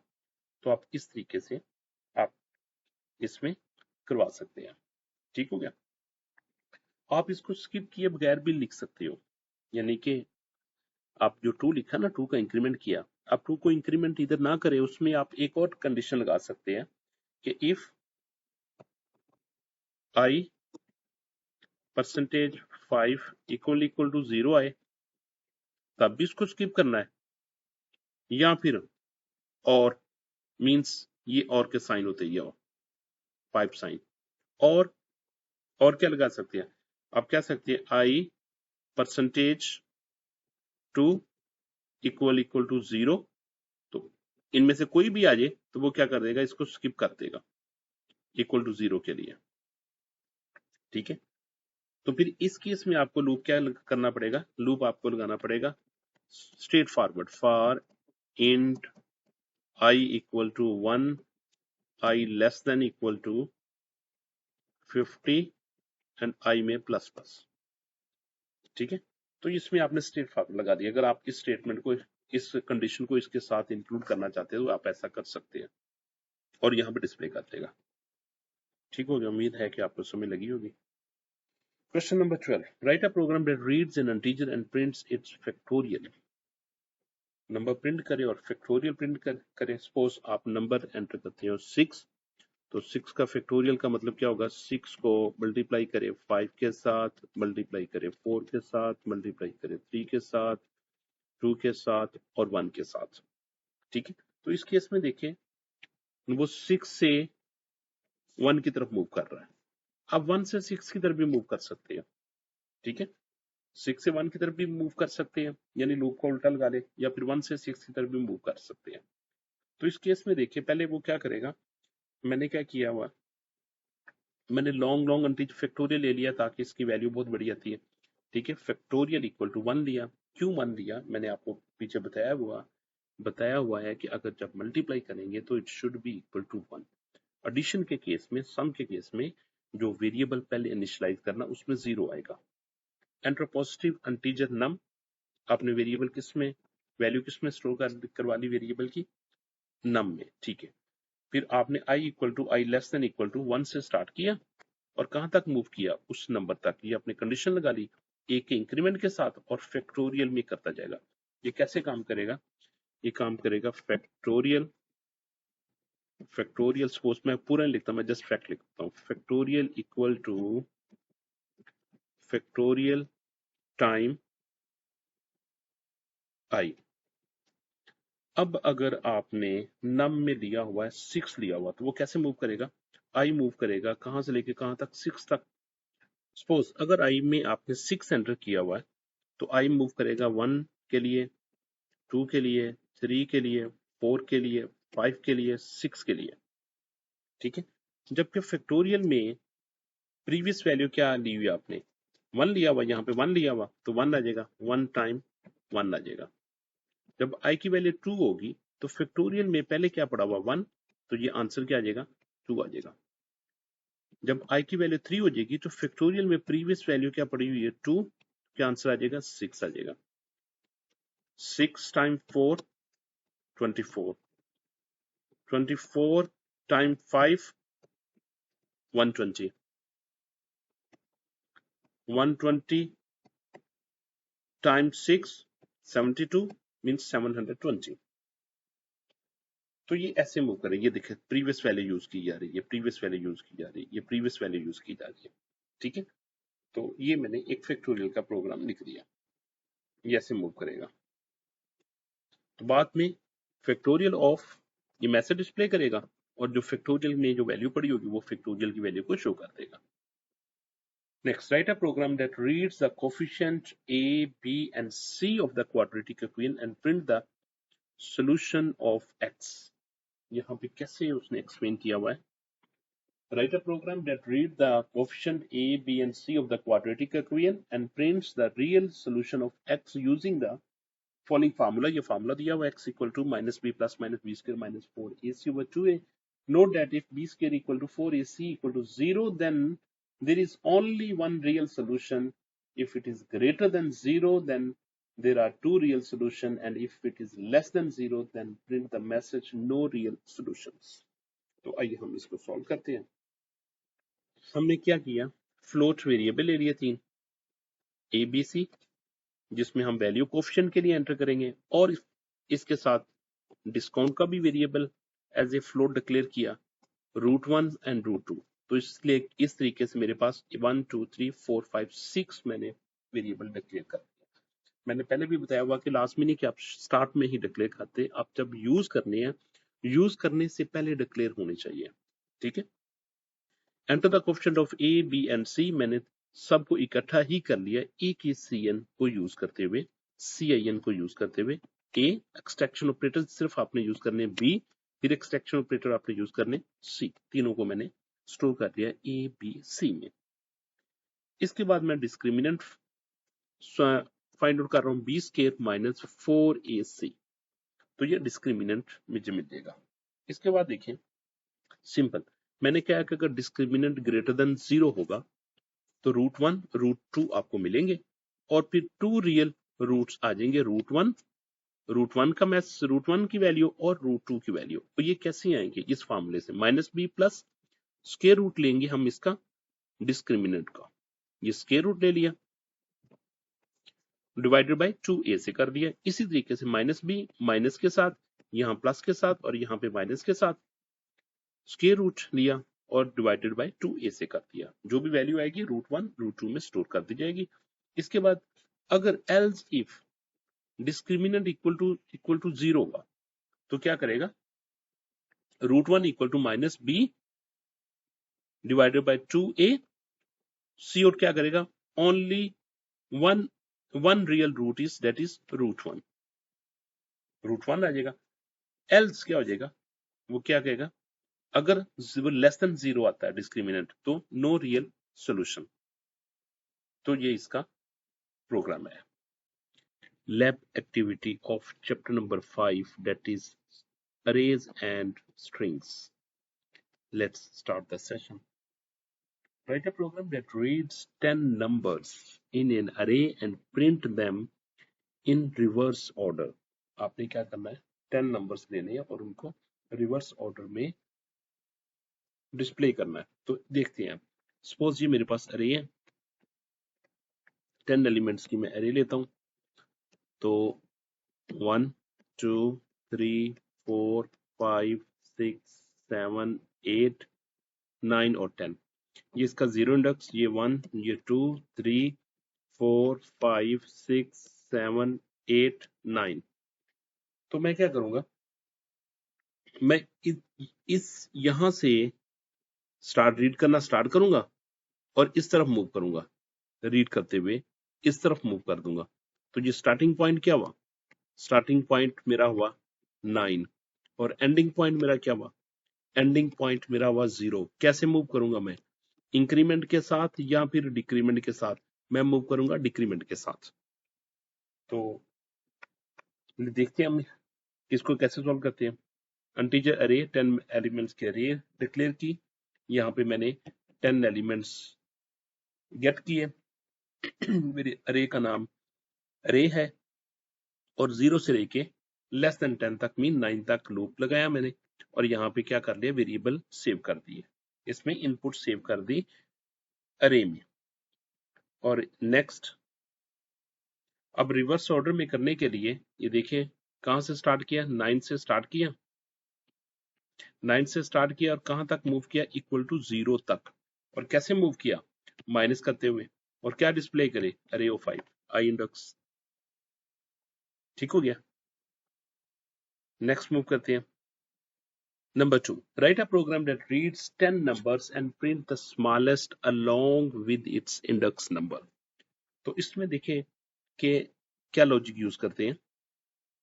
ये मैंने 10 एलिमेंट्स की एक अरे ले लेता हूं, ये मेरा 0 इंडेक्स पे वैल्यू आ जाएगी, ये 1 पे, ये 2 पे, ये 3 पे, ये 4 पे, 5 पे, 6 7 8 9 वैल्यू इसमें मैंने स्टोर की है 5, इसमें मैंने 9, इसमें मैंने 10 स्टोर किया है, इसमें मैंने 15, इसमें 25, इसमें 3, इसमें 2, इसमें 1, इसमें 100 और इसमें 50। ये वैल्यू मैंने स्टोर की हुई है। मुझे क्या फाइंड आउट करना है, स्मॉलेस्ट नंबर। मैं कहता हूं कि जो फर्स्ट नंबर है, मेरा फर्स्ट नंबर वही मेरा स्मॉलेस्ट नंबर है। ठीक है, मिनिमम नंबर मेरा किस में पड़ा हुआ, मैं वेरिएबल मिन ले लेता हूं और यहाँ पे मैंने स्मॉलेस्ट लिया हुआ है। मिन ले ले, स्मॉलेस्ट ले ले, वो किसमें है, वो अरे के फर्स्ट एलिमेंट जो है ना, वो ही मेरा मिनिमम नंबर है। मिनिमम नंबर क्या ले, स्मॉलेस्ट नंबर क्या ले। जो इस केस में क्या आ जाएगा, इस केस में मिनिमम आएगा मिन इक्वल टू 5 आ जाएगा इसमें। तो अब मैं क्या करूंगा, अब मैं नेक्स्ट एलिमेंट को चेक करूंगा कि ये देखिए 5 चेक करे क्या ये नंबर, अगर 5 ग्रेटर है अरे के एलिमेंट से, तो फिर वो वाला नंबर जो ग्रेटर करेगा वो उसमें मीन में स्टोर कर दे। तो इस केस में देखिए 5 ग्रेटर देन 9, नो। फिर क्या करेगा, फिर वो चेक करेगा 5 10 के साथ, 5 ग्रेटर देन 10 से है, no. 5 is greater than 15, no. 5 is greater than 25, no. Then 5 is greater than 3, no. 5 is greater than, sorry, 5 is greater than 3, yes. तो अब मीन में क्या आ जाएगी, मीन में वैल्यू आ जाएगी 3। Next, 3 is greater than 2, yes. तो अब मीन में वैल्यू क्या आ जाएगी, 2। अब देखिए 2 is greater than 1, yes. तो अब मीन में वैल्यू क्या आ जाएगी, मीन में वैल्यू आ जाएगी 1। अब देखिए 1 is greater than 100, no. 1 is greater than 50, no. तो लास्ट में क्या पड़ा हुआ मीन में 1। ठीक है, तो ये मैं लॉजिक यूज करने लगा हूं। ठीक है, यहाँ पे देखिए मैसेज डिस्प्ले हुआ सी आउट, यहाँ पे वैल्यू इनपुट की गई है, अरे में अरे का नाम अरे है और 0 से लेके 10 तक मींस 10 से लेस मींस 0 to 9। और इसके बाद क्या हो रहा है, स्मॉलेस्ट फर्स्ट एलिमेंट, जो इसका फर्स्ट एलिमेंट है उसको क्या कहा जा रहा है कि ये मेरा स्मॉलेस्ट एलिमेंट है, फर्स्ट एलिमेंट को, ठीक है। और फिर इंडेक्स को मैंने 0 कर दिया, ठीक है। और इसके बाद ताकि हमने इंडेक्स भी इसका शो करना है, आई को मैंने 1 से स्टार्ट किया, 1 से लेके 9 तक मूव किया। कहां से स्टार्ट किया? 1 से लेके 9 तक। मैंने 0 से क्यों नहीं स्टार्ट किया? क्योंकि 0 वाला एलिमेंट मैं ऑलरेडी स्मॉलेस्ट में स्टोर कर दिया। तो इस लूप के अंदर क्या यूज किया जा रहा है? ये लूप की स्टार्ट ब्रेसिस है और ये लूप की एंड ब्रेसिस है, ठीक है। इसमें क्या चीज चेक की जा रही है? ये इफ की स्टार्ट ब्रेसिस है, ये इफ की एंड ब्रेसिस है। इसमें क्या चीज चेक की जा रही है? इसमें चेक किया जा रहा है कि अरे का एलिमेंट जो अरे में वैल्यू पड़ी है, अगर वो लेस देन हो, अब जो मैंने वहां पे यूज किया था मैंने उसको ग्रेटर देन से किया था क्योंकि मैंने मिन को मैंने पहले रखा था। तो अब इसको वो चेक कर रहा है अरे का एलिमेंट जो है वो लेसर देन है, ठीक है। कि जो भी आने वाला एलिमेंट है अरे में, जो एलिमेंट पड़ा हुआ है, अगर वो छोटा है जो स्मॉलेस्ट में पड़ा हुआ है, तो फिर क्या करे? फिर अरे का एलिमेंट वो स्मॉलेस्ट के पास चला जाए, ठीक है। सेम लॉजिक यहाँ पे यूज किया। मैंने क्या लिखा हुआ? मैंने लिखा हुआ है ग्रेटर देन, क्योंकि मैंने मिन को इस तरफ रखा हुआ था, उसने मिन को दूसरी तरफ रखा हुआ, तो इसलिए उसने क्या कर दिया? लेस देन लगा दिया, ठीक है। तो उसने क्या किया? अरे का एलिमेंट्स चेक करता जा रहा है, अरे के एलिमेंट्स अगर वो छोटे हैं उससे, तो क्या करे? स्मॉलेस्ट के। सपोज मैं आपको एग्जांपल देता हूँ फॉर द टाइम बीइंग, आपको समझाने के लिए मैं 5 एलिमेंट ले लेता हूँ, 1 2 3 4 5। इसमें 3 पड़ा हुआ, इसमें 9 पड़ा हुआ, इसमें 2 पड़ा हुआ, 7 8 और 90। अब देखिए पहला एलिमेंट 3 आ गया, तो इसमें क्या चेक कर रहे हैं? 3 आ गया, किसमें पड़ा जाए, किसमें आ जाएगा? 3 स्मॉलेस्ट में, स्मॉलेस्ट इक्वल टू 3 आ गया। और इसमें नेक्स्ट क्या मूव करना है? हमने चेक करना है कि अरे का एलिमेंट 9, अगर 9 लेस देन है 3 से, तो अरे की वैल्यू स्मॉलेस्ट को दे दे। तो ये 9 लेस देन 3 नहीं है, फिर वो चेक करेगा 2 लेस देन 3 है, 2 लेस देन 3 है, यस, तो ये ट्रू हो जाएगा। तो अब स्मॉलेस्ट के पास क्या आ जाएगा? अब स्मॉलेस्ट के पास न्यू एलिमेंट आ जाएगा 2। तो अब नेक्स्ट चेक करेगा कि वो देखेगा 7 लेस देन 2 है, नो। 8 लेस देन 2 है, नो। 90 लेस देन 2 है, नो। तो इसमें 2 इसका 2 इज द स्मॉलेस्ट एलिमेंट। इसमें 2 कौन सा बना? स्मॉलेस्ट एलिमेंट आएगा, ठीक है। तो ये एक स्मॉलेस्ट एलिमेंट का मैंने प्रोग्राम आपको बना दिया। ये इस अरे में से स्मॉलेस्ट एलिमेंट को कैसे फाइंड आउट करते हैं।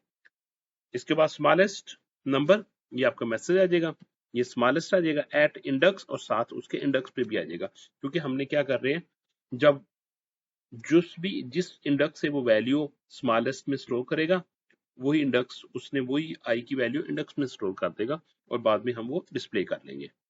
फॉर द गिवन इंटीजर अरे 15 4 8 5 1 3 5 0 12 5 7 3 this, write a program that prints the number of times the number 5 appears in the array। आपने देखना है कि 5 कितने टाइम अपीयर हुआ। Print the number of times the number 5 appears in the अरे, 5 कितने time appear हुआ है। तो हमने क्या किया? अरे को इनिशियलाइज कर लिया, अरे को इनिशियलाइज कर लिया, ठीक है। ये मैंने अरे इनिशियलाइज कर ली 4 8 5 1, फिर इंटीजर काउंट इक्वल टू 0, और फिर 0 से लेके लेस देन 15 तक मैंने लूप लगा लिया आई प्लस प्लस के साथ, और मैं चेक करता जा रहा हूं कि अरे का एलिमेंट, हर एलिमेंट चेक करे कि वो 5 के इक्वल है। अगर 5 के इक्वल है तो फिर काउंट में प्लस प्लस करता जाए। तो वो चेक करेगा 5 को, क्या ये 5 के इक्वल है? नो। क्या ये 5 के इक्वल है? नो। क्या नेक्स्ट ये इक्वल है 5 के? यस। तो काउंट में एक ऐड कर ले, काउंट में 1 आ जाएगा। फिर वो नेक्स्ट एलिमेंट को चेक करे 5 equal to 1, no. 5 equal to 3, no. 5 equal to 5, yes. तो इस केस में +1 कर देगा। फिर 5 equal to 0, no. 5 equal to 1, no. 5 equal to 5, yes. तो +1 कर देगा। फिर 7 equal to 5, no. 7 equal to 3 mean 3 equal to 5, no. 15 equal to 5, no. 8 equal to 5, no. 4 equal to 5, no. 11 equal to 5, no. तो यहाँ पे कितने 5 आए? यहाँ पे 3 5 आए जो मैच कर देंगे, ठीक है। तो यहाँ पे क्या आ जाएगा, काउंट में क्या आ जाएगा, काउंट में वैल्यू आ जाएगी 3 आ जाएगी, काउंट में वैल्यू 3 आ जाएगी इस केस में। और यहाँ पे शो कर देगा number 5 appears count times, count में जो वैल्यू पड़ी होगी 3, सपोज ये कहेगा number 5 appears 3 times in the अरे, ये इसका आउटपुट आ जाएगी। नेक्स्ट मूव करते हैं हम। फॉर द गिवन अरे integer a 3 to 2 dimensional array है 6 3 7 8 4 5, write a program that display all the elements in the form of matrix and find its sum, और उसका क्या करना है, sum find out करना है। It's okay. यहाँ पे देखें integer a 3 2, number of rows are 3 1, first row, second row and third row, number of columns 2 1 2। अरे को इनिशियलाइज कर देते हैं, ये मैंने 6 लिख लिया, 3 लिखा, 7 लिखा, 8 लिख दिया, 4 लिख दिया, 5 लिख दिया, ठीक है। यहाँ पे ये 0, ये 1, ये 2, ये 0, ये 1, integer sum equal to 0 by default, क्योंकि मैं सम करने जा रहा हूँ तो 0 हम इसमें बाय डिफॉल्ट इनिशियलाइज करेंगे, बेस वैल्यू क्या होगी, 0 होगी। सीआउट मैट्रिक्स ये डिस्प्ले करेगा, टेक्स्ट डिस्प्ले करेगा, आई इक्वल टू 0 से लेके कहां तक मूव करेगा, 3 तक। आई यानी कि आई पहले 0 के लिए, आई इक्वल टू 1 के लिए, आई इक्वल टू 2 के लिए चलेगा। पर जे इक्वल टू, जे इधर होगा, जे 0 के लिए भी चलेगा, और इसके बाद जे 1 के लिए भी चलेगा, जे 0 के लिए और जे 1 के लिए, ठीक है, क्योंकि 0 के लिए और 1 के लिए 2 से लेस तक। और सी आउट क्या करे, सी आउट करेगा आई और जे वैल्यू। आपको पता है कि आई आउटर लूप है, आई 1 टाइम 0 टाइम चलेगा, जे 1 टाइम भी चलेगा और 2 टाइम भी चलेगा। फिर आई की वैल्यू 1 1 हो जाएगी, जे की वैल्यू 1 भी आएगी, 2 भी आएगी दोबारा से। फिर आई की वैल्यू क्या हो जाएगी, आई जब 2 के लिए चलेगा तो जे की वैल्यू फिर 1 भी होगी और 2 भी होगी। तो इस सिलसिले में देखें वो क्या करेगा, यानी कि ये 0 से, सॉरी 0 से ये 1 के लिए, ये 0 के लिए और ये 1 के लिए, ये 0 के लिए और ये 1 के लिए। पहले आई 0 चला तो ये देखिए ये 0 0 की वैल्यू को ऐड करेगा, डिस्प्ले भी करेगा। सी आउट क्या करेगा, इसकी जगह आई की वैल्यू 0 0 डिस्प्ले करेगा, तो इसमें ये वाली वैल्यू डिस्प्ले हो जाएगी और इसमें सम भी हो जाएगा। सम इक्वल टू, सम में बाय डिफॉल्ट 0 पड़ा हुआ है, प्लस 0 और ऐड हो जाएगा। फिर इसके बाद जे सेकंड टाइम चलेगा तो ये 0 की वैल्यू को और 1 के इंडेक्स की वैल्यू को डिस्प्ले करेगा, यानी 0 1, ये 0 था ये 1 था, इसको डिस्प्ले करेगा और बाद में इसको ऐड भी कर देगा, 0 प्लस 3 ऐड भी कर देगा, ठीक है। इसके बाद दोबारा लूप स्टार्ट होगा, मींस कि आई कंटिन्यू करेगा। अब आई की वैल्यू क्या हो जाएगी, आई की वैल्यू हो जाएगी 1। जब 1 होगी ये फिर 0 से स्टार्ट होगा तो क्या किसको डिस्प्ले करेगा, 1 और 0 को डिस्प्ले करेगा। ये देखिए 1 में ये, 0 में ये, जो कि क्या पड़ा हुआ आपका एलिमेंट 7 डिस्प्ले होगा, 7 डिस्प्ले होगा और सम में वो ऐड भी हो जाएगा। सम में प्रीवियस वैल्यू 3 थी, प्लस 7 हो जाएगा, जो कि इक्वल टू 10 की हो जाएगी। नेक्स्ट आई की वैल्यू 1 रहेगी, आई की वैल्यू 1 रहेगी, जबकि जे की वैल्यू भी 1 रहेगी। तो 1 1 1 इंडेक्स की वैल्यू डिस्प्ले करेगा, ये वैल्यू को डिस्प्ले कर देगा और इसमें ऐड कर देगा 10 प्लस 8 18 आ जाएगा, जे एंड हो जाएगा। फिर आई कंटिन्यू करेगा, आई की वैल्यू अब क्या हो जाएगी, 2 हो जाएगी, तो जे की वैल्यू फिर 0 से इनिशियलाइज होगी, यानी 2 और 0 वाली वैल्यू को शो करेगी, ये 2 और ये 0 वाली इसकी वैल्यू को शो करेगा, दैट इज 4, और इसमें ऐड भी कर देगा, ऐड करेगा 18 प्लस 4 दैट इज 22 हो गया, ठीक है। इसके बाद आई की वैल्यू 2 लेगा और जे की वैल्यू 1 लेगा जो पहले उसके पास पड़ी हुई है। ठीक है, तो इस केस में वो 2 और 1 वाली वैल्यू जो कि 5 है इसको डिस्प्ले करेगा और बाद में वो ऐड भी कर देगा। 22 + 5 27, यहाँ पे आंसर क्या आ जाएगा 27 आ जाएगा।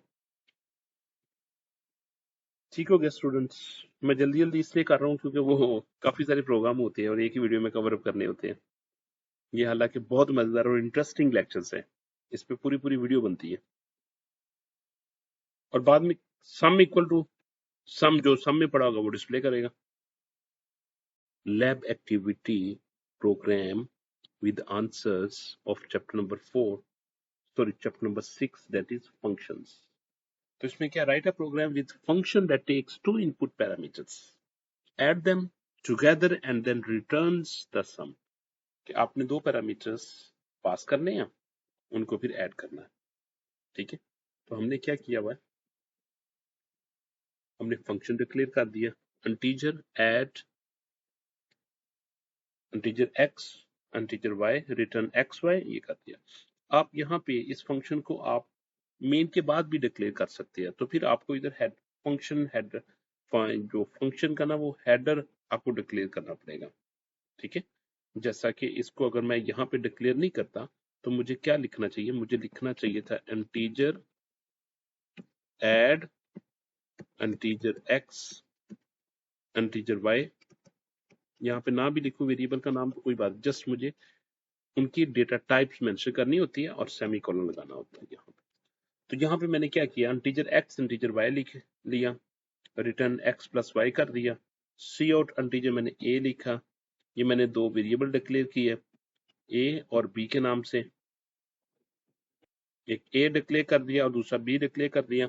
सी out integer enter two integer, suppose a में वैल्यू मैं 5 करता हूँ, b की वैल्यू मैं 10 करता हूँ, यहाँ पे इनपुट लेगा, इनपुट लेने के बाद वो कॉल कर रहा है ऐड को, यहाँ पे क्या हो रहा है, कॉलिंग हो रही है, कॉलिंग होके a की वैल्यू किसके पास चली जाएगी, b की वैल्यू, a की वैल्यू क्या थी 5, b की वैल्यू क्या थी 10, तो ये 5 चला जाएगा जी x के पास और दूसरा 10 चला जाएगा जी y के पास। तो क्या होगा 5 + 10 क्या मिलेगा 15, तो 15 उस जगह पे रिटर्न कर दिया जाएगा। तो इस पूरे की जगह आंसर क्या लिखा जाएगा 15। तो अब क्या बन जाए, अब ये स्टेटमेंट बन गई इंटीजर रिजल्ट इक्वल टू 15। ठीक है, तो सम इक्वल टू रिजल्ट, यहाँ पे वो रिजल्ट शो कर देंगे। ठीक हो गया। Write a program with function name mean to read in 3 integers from the keyboard to find the arithmetic mean। Arithmetic mean आपने कैलकुलेट करना है। ठीक है, तो यहाँ पे integer x y z 3 variable लिए, इंटीजर 3 नंबर्स, x में वैल्यू स्टोर कर ली मैंने 10 कर लिया, y में मैंने 20 कर दिया, z में मैंने 30 कर दिया, 3 वैल्यू एंटर कर दी x y z। Then mean को कॉल किया जा रहा है। ठीक है, x मीन्स 10, y 20, z 30। तो यहाँ पे किसके पास जाएंगे, यहाँ पे ये a रिसीव करेगा 10, b रिसीव करेगा 20, c रिसीव करेगा 30। तो यहाँ पे क्या होगा 10 + 20 + 30 डिवाइडेड बाय 3, मीन के 30 30 60, 60 को जब हम 3 पे डिवाइड करेंगे तो आंसर विल बी 20। अब 20 कहाँ पे जाएगा, 20 रिटर्न बैक कर दिया जाएगा इस जगह पे। ठीक है, तो क्या लिखा गया, mean equal to 20 and line, तो बाद में वो एंड लाइन कर देगा। ये भी सिंपल प्रोग्राम था। Write a C++ program having a function named rectangle to read the length and width of a rectangle from the keyboard and find the area of the rectangle. The result should be returned to the main program for displaying on the screen. Okay, it's okay। यहाँ पे देखें integer float main L length और width ले ली, enter the length and width message display करेगा। यहाँ पे वो L की वैल्यू स्टोर कर देगा और डब्ल्यू की वैल्यू स्टोर कर देगा। सपोज 5 यहाँ पे एंटर करते हैं, डब्ल्यू में 10 एंटर करते हैं। रेक्टेंगल फंक्शन को वो कॉल करेगा, कॉल के लिए वो कहाँ पे जाएगा, यहाँ पे जाएगा, ये रेक्टेंगल फंक्शन। अब rectangle function first value length की जो कि 5 इसको मिलेगी, विड्थ सेकंड वैल्यू जो कि विड्थ लिखी हुई है 10 इसको मिलेगी। तो लेंथ टाइम विड्थ यानी 5 टाइम्स 10 इक्वल टू 50। 50 रिटर्न कर दिया जाएगा कहाँ पे, 50 रिटर्न कर दिया जाएगा इसकी जगह पे। तो अब लिखा जाएगा फ्लोट एरिया इक्वल टू 50 और बाद में area of rectangle equal to area यहाँ पे डिस्प्ले कर दिया जाएगा। ये हो गया। Next, write a C++ program having two functions name area, एक एरिया होना चाहिए और दूसरा पेरीमीटर होना चाहिए। तो find the area and perimeter of a square, square का एरिया और पेरीमीटर फाइंड करना। एरिया के नाम का एक फंक्शन डिक्लेयर किया, फंक्शन डिफाइन कर दिया इंटीजर साइड, और साइड को मैंने साइड से मल्टीप्लाई कर दिया, रिटर्न करके ये एरिया आ जाएगा। और पेरीमीटर के लिए 4 टाइम्स साइड, जो साइड होगी उसको मल्टीप्लाई कर देंगे 4 से या ऐड कर लेंगे 4, साइड को 4 टाइम ऐड कर लूंगा, side plus side plus side plus side, और 4 टाइम साइड कर लेंगे तो एक ही बात। यहाँ पे इंटीजर साइड वेरिएबल डिक्लेयर हुआ है, enter the side of the square, message display कर दिया आपने, साइड की वैल्यू स्टोर कर ली आपने, जो वैल्यू इनपुट करवाएंगे वैल्यू किस में, किस वेरिएबल में स्टोर हो जाएगी, साइड में।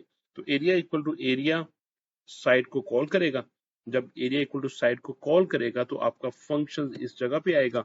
सपोज अगर साइड में आपने एंटर किया हुआ 5, तो साइड को वैल्यू मिल जाएगी 5, 5 टाइम्स 5 इक्वल टू 25। तो 25 रिटर्न हो जाएगा, कहां पे रिटर्न होगा, जहां से आया था, ये आया था कॉल हुई थी इस जगह से।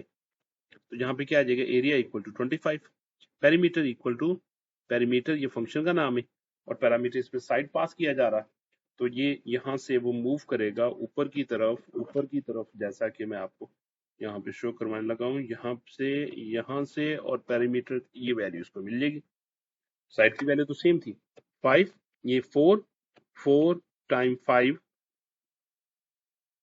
4, 4 टाइम 5, 4 टाइम 5 इक्वल टू 20, और ये 20 कहाँ पे रिटर्न कर दिया जाएगा, इस जगह पे।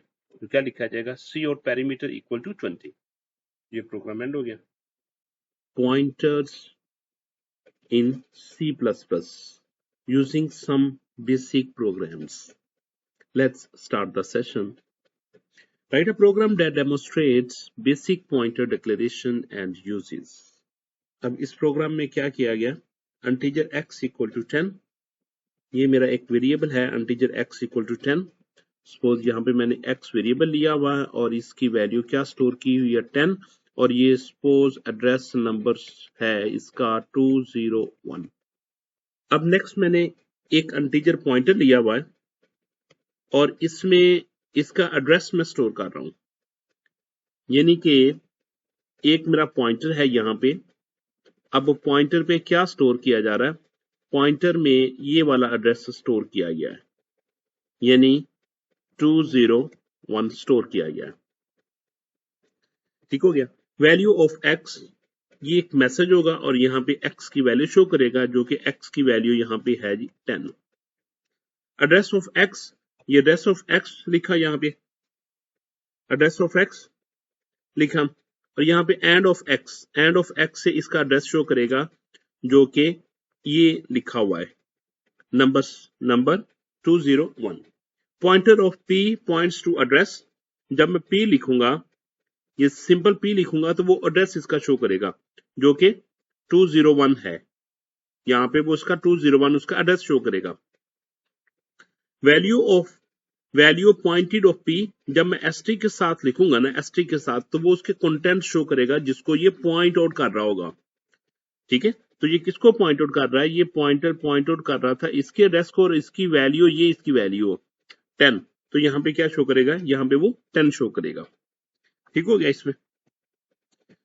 तो ये आउटपुट दी गई यहाँ पे, value of x equal to 10 थी, x की वैल्यू 10 थी, x का एड्रेस ये था, और पॉइंटर के थ्रू मैंने एड्रेस देखा तो वो सेम एड्रेस था जो कि x के थ्रू मैं शो कर रहा हूं, और इसके बाद वैल्यू ऑफ पॉइंटर p की वैल्यू जो कि एड्रेस को पॉइंट आउट कर रही, that is 10, p equal to 10।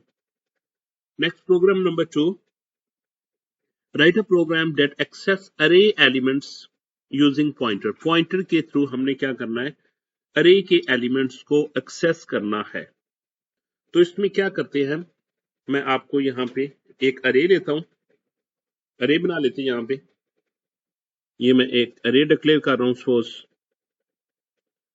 कितने एलिमेंट है इसमें, 1 2 3 4 5, 1 2 3 4 और 5, 1 2 3 4 5। इसमें क्या स्टोर है, इसमें 10 है, 20 30 40 और 50 मैंने इसमें स्टोर कर दिया। और इसका नाम मैंने क्या रख दिया, अरे। तो ये अरे ऑफ 0 एलिमेंट है, ये अरे ऑफ 1 एलिमेंट है, ये 2, ये 3 इंडेक्स पे वैल्यू स्टोर है, और ये इंडेक्स नंबर 4 पे वैल्यू स्टोर है। और यहां पे पॉइंटर एक p है जो कि पॉइंट आउट कर रहा है अरे को। पॉइंटर p किसको पॉइंट आउट कर रहा है, अरे को। और सपोज ये वैल्यू 200 पे स्टोर है, ये 202 पे स्टोर है, क्योंकि इंटीजर वेरिएबल इंटीजर 2 बाइट लेता है। 204 पे स्टोर है, 206 पे, 208 पे। तो ये वाला एड्रेस जो p है वो इस एड्रेस को पॉइंट आउट कर रहा है।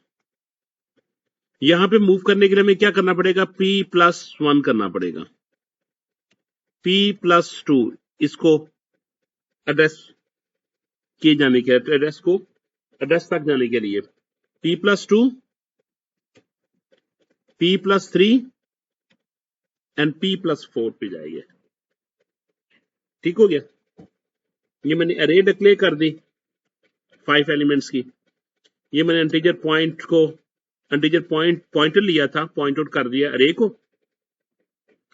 और इसमें क्या हो रहा है, i इक्वल टू 0 से स्टार्ट कर रहा है और 4 तक मूव कर रहा है। हमने भी कहां तक जाना था, ये 0 था, ये 4 था, इसलिए मैंने 0 से स्टार्ट किया, 4 तक मूव किया। ये मैसेज डिस्प्ले होगा, ये i की वैल्यू आ जाएगी। और यहाँ पे एस्ट्रिक के साथ शो किया जा रहा p+i, यानी कि p+0 जो कि p तक पहुंचेगा, फिर p+1 आ जाएगा, p+1 p+2 p+3 p+4 तक वे मूव करता जाएगा।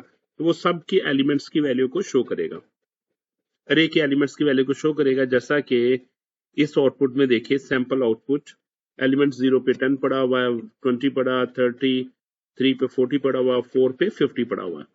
ठीक है, तो ये एक अरे को एक्सेस करने का तरीका था कि आप किसी भी अरे को पॉइंट आउट कर सकते हैं। जो अरे की डेटा टाइप्स होगी वही पॉइंटर की डेटा टाइप्स होनी चाहिए, ये इसमें कंडीशन है। Write a program that swaps two numbers using pointers. ये स्वैप का हमने एक फंक्शन बना लिया, नाम इसका स्वैप है, इंटीजर a इंटीजर b। और यहां पे क्या किया जा रहा है, सपोज मेरे पास दो इंटीजर है, यहां पे मैं कहता हूं a है, a की वैल्यू सपोज मेरे पास 5 है, और ये मेरे पास वेरिएबल b है और इसकी वैल्यू सपोज 10 है। तो इस फंक्शन में क्या हो रहा है वो मैं बताने जा रहा हूं। Integer temp equal to asterisk of a के कंटेंट्स ले ले। तो टेम्प मेरे पास एक तीसरा वेरिएबल है जो क्या करेगा, a के कंटेंट्स ले लेगा, यानी कि a की वैल्यू इसमें स्टोर हो जाएगी जो कि 5 आ जाएगी। ये लाइन भी एग्जीक्यूट हो जाएगी। जब ये लाइन एग्जीक्यूट होगी तो इसमें क्या करना पड़ेगा, b की वैल्यू a को दे देंगे और a की एग्जिस्टिंग वैल्यू को ओवरराइड कर दिया जाएगा, यानी ये वाली वैल्यू इसको मिल जाएगी a को। तो b की वैल्यू मैं इसको दे देता हूं, ये स्टेप नंबर 1 था, स्टेप नंबर 2 ये हो गया, और इस केस में 5 की जगह क्या आ जाएगा, नई वैल्यू 10 आ जाएगी। और स्टेप नंबर 3 में क्या किया जा रहा है कि टेम्प की वैल्यू बी को दी जा रही है। अब टेम्प की वैल्यू ये 5, तो यहाँ पे क्या हो जाएगा, जो इसके पास एग्जिस्टिंग वैल्यू थी उसको हम क्रॉस कर देंगे और यहाँ पे क्या आ जाएगा, 5 आ जाएगा। ये स्टेप नंबर था 3। तो ये 3 स्टेप में उसने क्या कर दिया, वैल्यू को स्वैप कर दिया। ठीक है, तो अब हम आगे मूव करते हैं, मेन में जाते हैं। मेन में क्या लिखा हुआ, x इक्वल टू 5, x की वैल्यू 5 है और y की वैल्यू 10 है। ठीक है, बिफोर स्वैप ऑफ x की वैल्यू 5 ही आएगी और y की वैल्यू 10 ही आएगी। ठीक है, यहाँ पे y इक्वल टू शो करेगा, y इक्वल टू, तो इसकी जगह क्या शो करेगा, 10 करेगा। ठीक है, y इक्वल टू, यहाँ पे y इक्वल टू लिखेगा, ये एक मैसेज देगा, y इक्वल टू लिखेगा और ये y की जगह यहाँ पे क्या शो करेगा, 10 शो करेगा। ठीक है, इसके बाद हम आगे मूव करते हैं। यहाँ पे मैं क्या कर रहा हूँ, एड्रेस पास कर रहा हूँ। ठीक है, एड्रेस पास कर रहा हूँ x का और एड्रेस पास कर रहा हूँ y का। तो जब मैं एड्रेस पास कर रहा हूँ तो इसके पास पॉइंटर होने चाहिए जो इस एड्रेस को कीप करेंगे। तो मैं यहां से जाता हूँ, ऊपर मूव करता हूँ, तो कहाँ पे मूव करता हूँ जी, इसको मूव करते हुए, यहां से मूव करते हुए ये x का जो एड्रेस होगा वो इस पॉइंटर के पास आ जाएगा और इसी तरीके से जो y का एड्रेस होगा वो इस पॉइंटर के पास आ जाएगा। ठीक हो गया, और इसके बाद आफ्टर स्वैप ये मैसेज डिस्प्ले करेगा, x की वैल्यू शो कर देगा, और आपको पता है कि ऊपर वाले फंक्शन में वैल्यू स्वैप हो जाती होती है, जो x की वैल्यू होती है वो y की वैल्यू बन जाती है और जो y की वैल्यू होती है वो x की वैल्यू बन जाती है। इस केस में y की वैल्यू क्या बन जाएगी, 5 बन जाएगी। तो आउटपुट क्या शो होगी, before swap x equal to 5, y equal to 10, after swap x equal to 10 and y equal to 5। तो ये एक प्रोग्राम था जिसमें हम क्या कर रहे हैं, जिसमें हम एड्रेस को एज ए आर्गुमेंट पास कर रहे हैं। एड्रेस को, जब हम एड्रेस को एज ए आर्गुमेंट पास करेंगे तो इसको कीप करने के लिए हमारे पास पॉइंटर टाइप का वेरिएबल ही होना चाहिए, जो कि हमने ऊपर पॉइंटर टाइप का वेरिएबल डिक्लेयर किया हुआ है। इसमें आप देख सकते हैं ये पॉइंटर टाइप का वेरिएबल है, ये भी पॉइंटर टाइप का वेरिएबल और ये भी पॉइंटर टाइप का वेरिएबल है। ठीक है, नेक्स्ट हम मूव करते हैं। नेक्स्ट प्रोग्राम हमारे आता है number 4, write a program that demonstrate dynamic memory allocation using new and delete integer main। integer pointer लिया, पॉइंटर में न्यू इंट का मैंने क्या कर दिया, न्यू इंट के साथ इसको मैंने इंस्टांशिएट कर दिया इस पॉइंटर को। ठीक है, न्यू के बाद इंट ही क्यों लिखा, क्योंकि इसकी डेटा टाइप मेरे पास इंटीजर थी, इसलिए मुझे इंटीजर लिखा। अगर फ्लोट होती तो यहां पे मैं फ्लोट लिखता। ठीक है, न्यू इसकी डायनेमिक मेमोरी एलोकेशन होगी। पॉइंटर पी, पॉइंटर में मैंने क्या स्टोर कर दिया, पॉइंटर में 25 स्टोर कर दिया as a value. Value of, यहाँ पे वैल्यू शो कर देगा और बाद में मैं क्या कर दूंगा, उसको पॉइंटर को डिलीट भी कर सकता हूँ। ठीक है, यहाँ पे मैंने आपको क्रिएट करना और डिलीट करना सिखा दिया कि आपने पॉइंटर को कैसे डिलीट करते हैं और पॉइंटर को कैसे डायनेमिकली क्रिएट करते हैं। ठीक है, तो नेक्स्ट प्रोग्राम में क्या हो गया, नेक्स्ट प्रोग्राम में लिखते हैं, write a program that creates a dynamic array using a pointer. Dynamic array देखिए, इंटीजर मेन लिखा, integer n, enter the size of the array. यहाँ पे आप कोई भी साइज लिख सकते हैं, जो भी साइज लिखेंगे वो किस में स्टोर हो जाएगा, एन में। अगर मैं 7 लिखता हूँ तो वो 7 एलिमेंट्स की अरे डिक्लेयर कर देगा। इस केस में क्या होगा, इंटीजर अरे new elements, new integer of 7, तो ये 7 एलिमेंट्स की एक डायनेमिकली अरे डिक्लेयर कर देगा। 1 2 3 1 2 3 4 1 2 3 4 5 6 और 1 मोर 7 की हुई। ठीक है, 7 एलिमेंट्स की वो एक अरे डिक्लेयर कर देगा। इसके बाद यहाँ पे देखें, ये हमने एक अरे डिक्लेयर कर ली, डायनेमिकली अरे डिक्लेयर कर दिया। अगर आप 100 करेंगे तो 100 की डिक्लेयर कर देगा। जो यूजर डिफाइंड होगी, user defined number of elements की अरे डिक्लेयर हो जाएगी। यहाँ पे enter n elements, i equal to 0 से स्टार्ट करे, i less than equal to n तक मूव करे, क्योंकि हमने 0 से स्टार्ट किया था इसलिए हमने लेस देन तक मूव करना, इक्वल नहीं लिखना। आई प्लस प्लस किया और यहाँ पे क्या कर दिया मैंने, अरे को स्टोर कर दिया अरे ऑफ आई के थ्रू। इसके बाद यू हैव एंटर्ड, यहाँ पे क्या कर लिया, आई इक्वल टू 0 से लेके n तक, लेस देन ऑफ n तक मूव किया और यहाँ पे जो भी एलिमेंट्स थे वो मैंने सारे के सारे यहाँ पे डिस्प्ले कर दिए, ठीक है। और इसके बाद क्या कर दिया, उस अरे को डिलीट भी कर दिया ताकि मेमोरी फ्री हो जाए वहां से, ठीक है। यहाँ पे सैंपल आउटपुट में अगर मैंने n इक्वल टू 4 लिखता हूँ तो 1 2 3 4 आ जाएगा और एंटर साइज ऑफ अरे 4 आ गया, enter 4 elements, you have entered 1 2 3 4। Explain the concept of object-oriented program activities through using some programs. Program number 1, write a C++ program implementing a class with the name circle. Class का नाम क्या होना चाहिए, circle होना चाहिए। Having two functions, उसमें दो functions होने चाहिए with the names get radius. एक का नाम get radius होना चाहिए और दूसरे का नाम cal area होना चाहिए। The function should get the value for the radius, जो कि get radius का फंक्शन, उसमें क्या होना चाहिए, get the value of the radius from the user, user से वैल्यू पूछे and then calculate the area of the circle, तब वो सर्कल का एरिया कैलकुलेट करे and display the result, और बाद में उसका रिजल्ट डिस्प्ले कर दे, ठीक है। तो हमने क्या किया, क्लास हमने एक हम क्लास बना लेते हैं, ठीक है। क्लास का नाम क्या है, इसमें क्लास का नाम उसने कहा कि सर्कल, तो आप क्लास का नाम सर्कल लिख लें, ठीक है। और उसमें कितने फंक्शन होने चाहिए, दो फंक्शन होने चाहिए, एक गेट रेडियस और दूसरा फंक्शन कौन सा, गेट रेडियस का लिखा। गेट रेडियस वाले में क्या हो रहा है, सी आउट वो कह रहा है एंटर द रेडियस और सीन कर रहा है रेडियस में हो रहा है। और नेक्स्ट वोइड कैल एरिया होना चाहिए, ये एक कैल एरिया लिख बना लिया, ठीक है।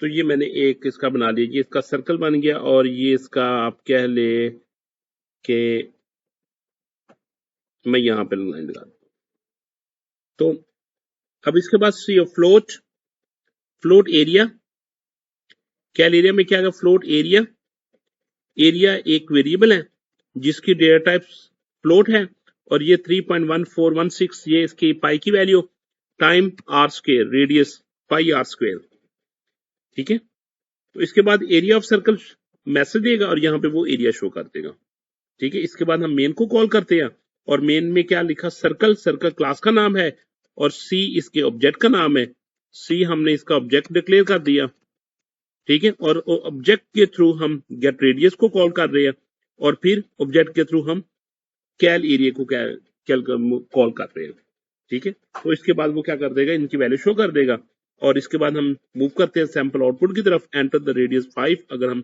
5 ये रेडियस देते हैं तो वो एरिया ऑफ सर्कल कैलकुलेट करके हमें वो आंसर दे देगा।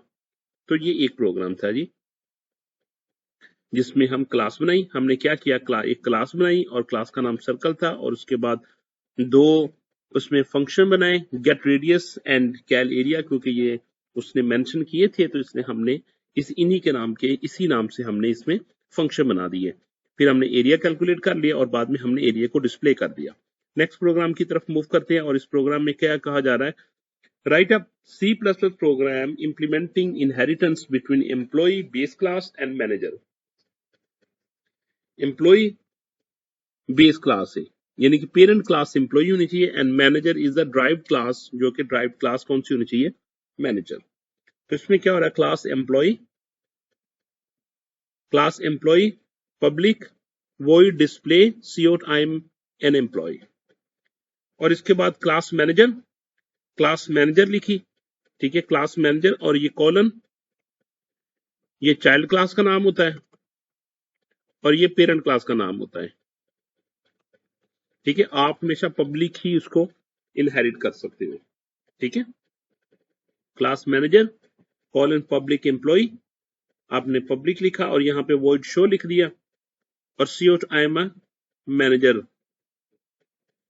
ओके। इसके बाद क्लास एंड होगी, दोनों क्लासेस को एंड कर दिया और यहाँ पे managers m, manager is the class name, m is the object of manager class, m dot display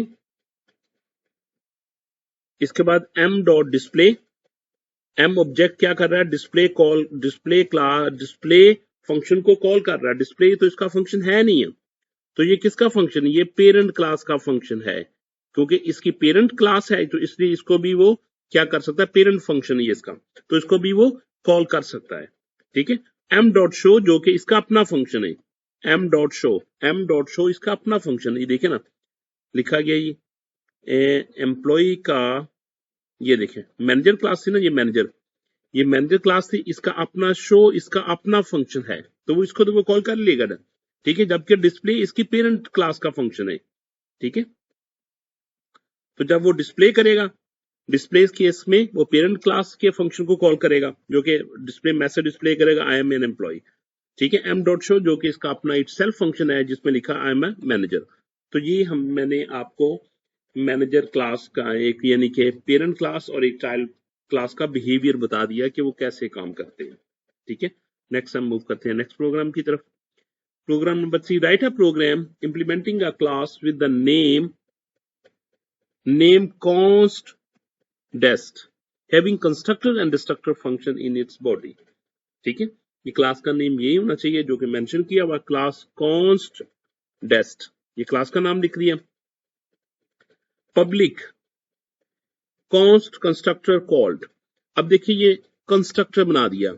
याद रखें कंस्ट्रक्टर का नाम और क्लास का नाम मस्ट बी सेम होना चाहिए, अगर सेम होगा तो कंस्ट्रक्टर बनेगा। और कंस्ट्रक्टर की एक स्पेशल प्रॉपर्टी होती है कि जब आप इसका ऑब्जेक्ट डिक्लेयर करेंगे तो ये फंक्शन ऑटोमेटिकली एग्जीक्यूट हो जाएगा। ठीक है, क्लास कॉन्स्ट डस्ट लिखा, कॉन्स्ट डेस्ट सीओड लिखा, कंस्ट्रक्टर कॉल्ड, ये मैसेज कंस्ट्रक्टर कॉल कर दिया। और फिर हमने डिस्ट्रक्टर भी लिखा। डिस्ट्रक्टर उस वक्त एग्जीक्यूट होता है और ये भी ऑटोमेटिकली एग्जीक्यूट होता है जब हम इस क्लास के ऑब्जेक्ट को डिस्ट्रॉय करते हैं। यूजली हम डिस्ट्रक्टर उस वक्त कॉल करते हैं जिस वक्त हमने मेमोरी रिलीज करवानी हो या जितने भी चीजें हमने ओपन की हो उनको क्लोज करवाना हो, मेमोरी से रिसोर्सेज को फ्री करवाना हो, तो हम डिस्ट्रक्टर कॉल करते हैं। सीओ डिस्ट्रक्टर कॉल कर दिया, ये फंक्शन लिखा और उनमें आउटपुट डिस्प्ले कर दी। और इसके बाद इंटीजर मेन क्लास में मैंने क्या लिखा, क्लास का नाम क्या था, कॉन्स्ट डेस्ट, और उसका जस्ट मैंने एक ऑब्जेक्ट बनाया बस। तो ये ऑटोमेटिकली कंस्ट्रक्टर कॉल भी हो जाएगा और बाद में डिस्ट्रक्टर कॉल भी हो जाएगा और रिटर्न 0 कर देगा, ये इसकी आउटपुट आएगी। नेक्स्ट प्रोग्राम की तरफ मूव करते हैं।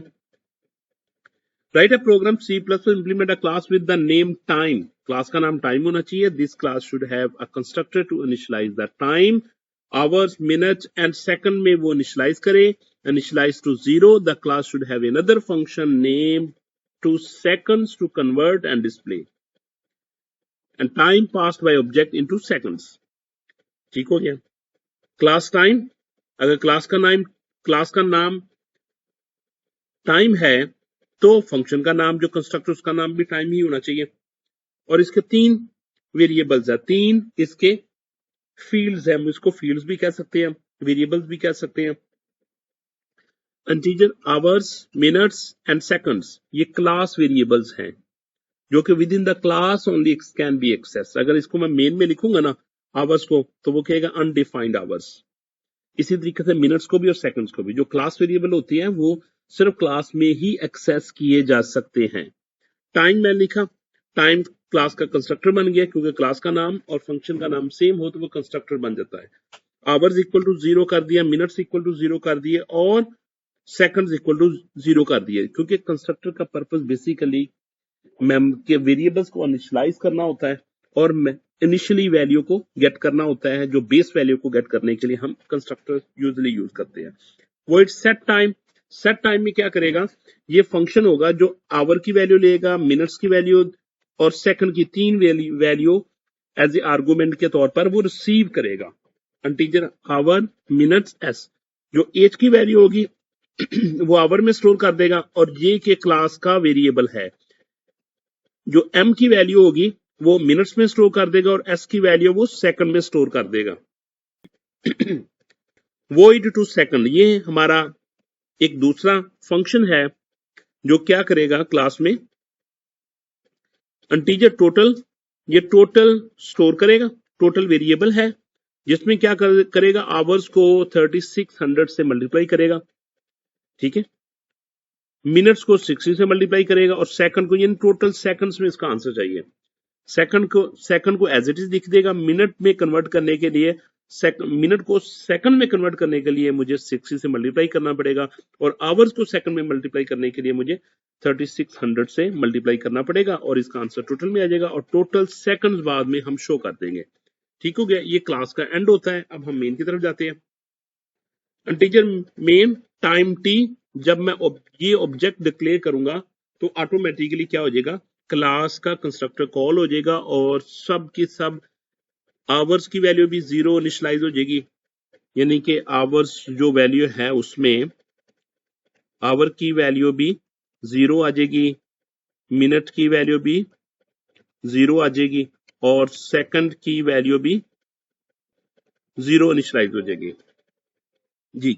इसके एग्जीक्यूट होने पे कौन सा फंक्शन चल जाएगा, इसके एग्जीक्यूट होने पे आपका ये फंक्शन इनिशियलाइज हो जाएगा, ये फंक्शन एग्जीक्यूट होगा और वेरिएबल को इनिशियलाइज कर देगा, आवर को भी 0, मिनट्स को भी 0 और सेकंड को भी 0। नेक्स्ट मूव करते हैं। नेक्स्ट वो करता है टाइम, वो कॉल कर रहा है सेट टाइम फंक्शन को विद पैरामीटर्स 1 के साथ, 30 के साथ और 45 के साथ। तो ये कैसे रिसीव, ये कौन रिसीव करेगा उसको, ये सेट टाइम जो पहली वैल्यू होगी ये 1 इसके पास आ जाएगा, सेकंड वैल्यू जो होगी m की वैल्यू क्या थी, m की वैल्यू आई थिंक 30 थी शायद, 30 और नेक्स्ट की 45।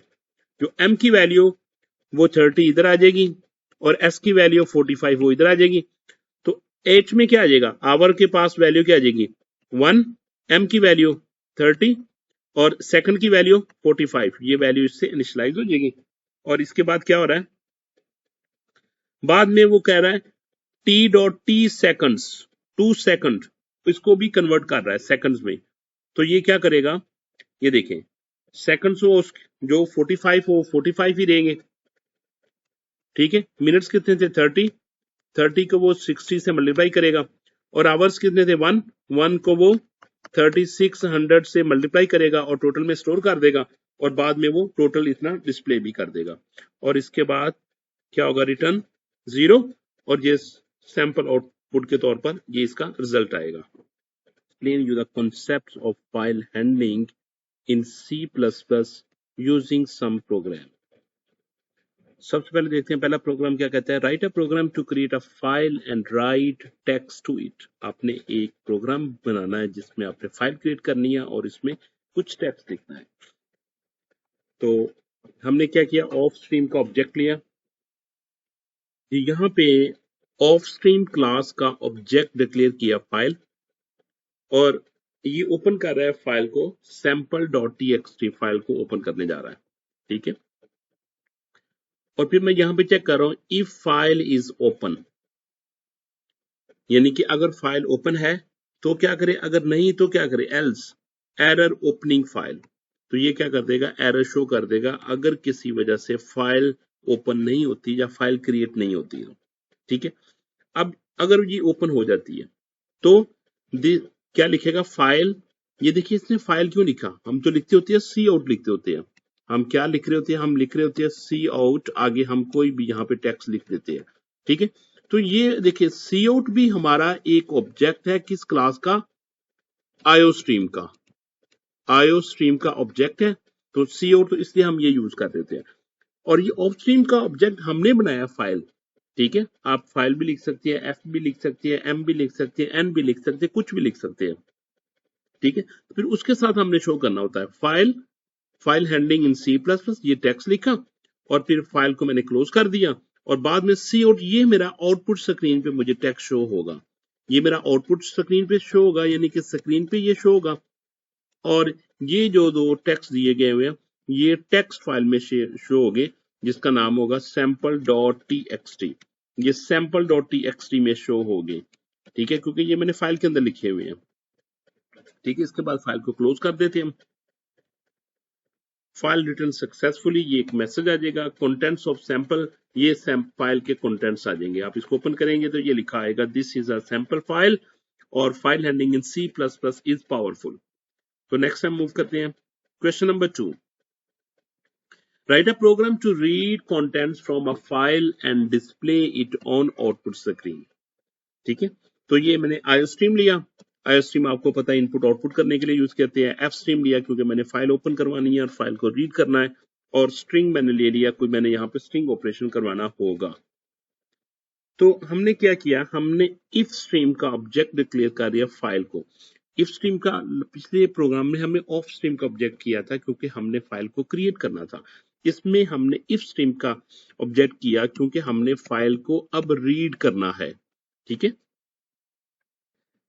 स्ट्रिंग लाइन, ये मैंने एक वेरिएबल क्रिएट कर दिया, वेरिएबल डिक्लेयर कर दिया लाइन के नाम का, और इसकी डेटा टाइप है जी स्ट्रिंग।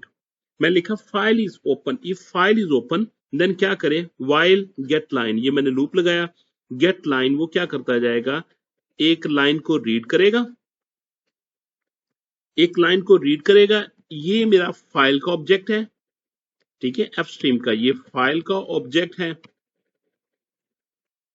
और ये मेरा वेरिएबल है। सेकंड मेरा वेरिएबल है जिसकी डेटा टाइप है जी स्ट्रिंग। तो ये इसके बाद क्या करेगा, वो इसमें लाइन में स्टोर कर देगा। ये ऑब्जेक्ट रीड करके इसमें स्टोर करेगा और बाद में हम सी आउट कर लेंगे उस लाइन को। और इसके बाद लाइन एंड लाइन, और ये कब तक मूव करता रहेगा, जब तक ये लाइन मिलती है। ये लाइन गेट की ट्रू मिला वो सी आउट कर देगा, दूसरी लाइन मिली इसको तो ये ट्रू रिटर्न करेगा तो वो कर देगा। जब तक ये ट्रू रहेगा तो ये लाइन को रीड करता रहेगा, और जब ये एंड हो जाएगा तो वहां पे फॉल्स आएगा तो ये वाइल लूप भी एंड हो जाएगा। नेक्स्ट मूव करते हैं। बाद में हमने फाइल को क्लोज कर देते हैं। अगर फाइल ओपन नहीं होती तो ये मैसेज डिस्प्ले करेगा, और सैंपल के तौर पर ये फाइल हमारे पास ओपन, फाइल को हमने रीड कर दिया और ये आउटपुट स्क्रीन पे ये दो मैसेजेस हमें डिस्प्ले कर देगा। नेक्स्ट मूव करते हैं। Program number 3, write a program to append text to an existing file. एक ऑलरेडी एग्जिस्टिंग फाइल है, हमने इसमें टेक्स्ट को अपेंड करना है। अपेंड करने का मकसद ये कि आपने सपोज 2 लाइनें पहले लिखी हुई है, अब आप क्या चाहते हैं, आप एक और लाइन यहाँ पे ऐड करना चाहते हैं, तो इसको इन 2 लाइनों को इन लाइन के साथ जोड़ने को हम अपेंड कहते हैं।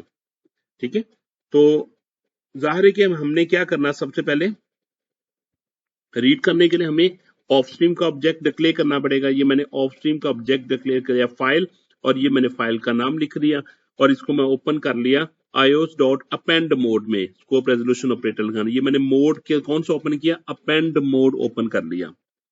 ठीक है, फाइल को देखा, फाइल अगर ओपन है तो फाइल अपेंडिंग अनदर लाइन, तो ये क्या करेगा, ये एक और लाइन अपेंड कर देगी क्योंकि मैंने फाइल यूज कर रहा हूं, तो वो डायरेक्ट क्या करेगी, वो उसमें फाइल के अंदर राइट करेगी। और इसके बाद फाइल को क्लोज कर दिया और ये मैसेज कर दिया line appended successfully, output screen पे शो कर देगा। अगर किसी वजह से फाइल ओपन ना हो, ठीक है, तो ये क्या कर देगा, ये एरर मैसेज हमें डिस्प्ले कर देगा और ये सैंपल आउटपुट आ जाएगी, लाइन अपेंडेड सक्सेसफुली, ये आउटपुट स्क्रीन पे आ जाएगी। अपडेटेड टेक्स्ट फाइल, ये 2 लाइनें पहले मैंने पिछले प्रोग्राम में लिखी थी और ये 3rd लाइन में इसमें ऐड कर दिया। ठीक है, तो नेक्स्ट प्रोग्राम की तरफ मूव करते हैं। Write a program to count the number of words in a file. आपने क्या करने हैं, number of words, count the number of words in a file. File में कितने नंबर ऑफ वर्ड्स है, it mean you are going to be read mode. Read mode के लिए आपको क्या करना पड़ेगा, इफ स्ट्रीम क्लास कॉल करनी पड़ेगी और इसका ऑब्जेक्ट डिक्लेयर करना पड़ा फाइल sample.txt, स्ट्रिंग वर्ड लिखा, इंटीजर काउंट 0 कर दिया क्योंकि मैंने काउंट में प्लस प्लस करता जाऊंगा। ठीक है, मैंने देखा कि फाइल अगर ओपन है तो while file greater than word, तो अगर फाइल में जब ये फाइल ट्रू है तो क्या करें, काउंट में प्लस प्लस करता जाएगा, काउंट में एक ऐड करता जाएगा और नंबर ऑफ वर्ड्स इसमें काउंट करता जाएगा। इसके बाद टोटल वर्ड्स, यहां पे काउंट में टोटल वर्ड्स लिख देगा और फिर फाइल को एंड कर देगा। नेक्स्ट प्रोग्राम की तरफ मूव करते हैं। Total words 9 as expose sample के तौर पर। Write a program to copy contents from one file to another file. हमने क्या करना है, हमने फाइल को रीड भी करना है और राइट भी करना है। रीड करने के लिए हमने इफ स्ट्रीम कॉल की क्लास ले ली, और राइट करने के लिए हमने ऑफ स्ट्रीम की क्लास ले ली और इनके ऑब्जेक्ट डिक्लेयर कर दिए सोर्स और टारगेट। टारगेट राइट करने के लिए, सोर्स रीड करने के लिए। इफ सोर्स भी ओपन है, फाइल एग्जिस्ट करती हो और टारगेट की फाइल भी एग्जिस्ट करती हो, देन स्ट्रिंग लाइन, और ये क्या कर देगा, ये सोर्स से लाइन को, ये सोर्स ऑब्जेक्ट है, ये लाइन को रीड करके इसमें स्टोर करता जाएगा जब तक वो ऑल लाइंस एग्जिस्ट करती हो। तो ये क्या करता जाएगा, ये टारगेट में ओपन करता जाएगा, टारगेट वाले को राइट करता जाएगा, क्योंकि ये राइट के तौर पर यूज कर रहे हैं हम, इससे फाइल को राइट कर रहे हैं टारगेट से। Target less than line insertion operator, then हम लाइन को रीड कर रहे हैं, पूरी लाइन को उधर से रीड करके इसमें स्टोर करते जा रहे हैं। तो फाइल सक्सेसफुली कॉपी, दोनों फाइल को मैंने क्लोज कर दिया। अगर फाइल किसी वजह से एग्जिस्ट ना करती हो या ओपन ना हो तो ये एरर मैसेज डिस्प्ले कर देगा, और ये आउटपुट के तौर पर हमें ये file copy successfully, new file copy dot text now contain the same contents as sample dot TXT. तो ये मुकम्मल प्रोग्राम था। और at the last I want to say that thank you so much dear students and Jazakallah khair.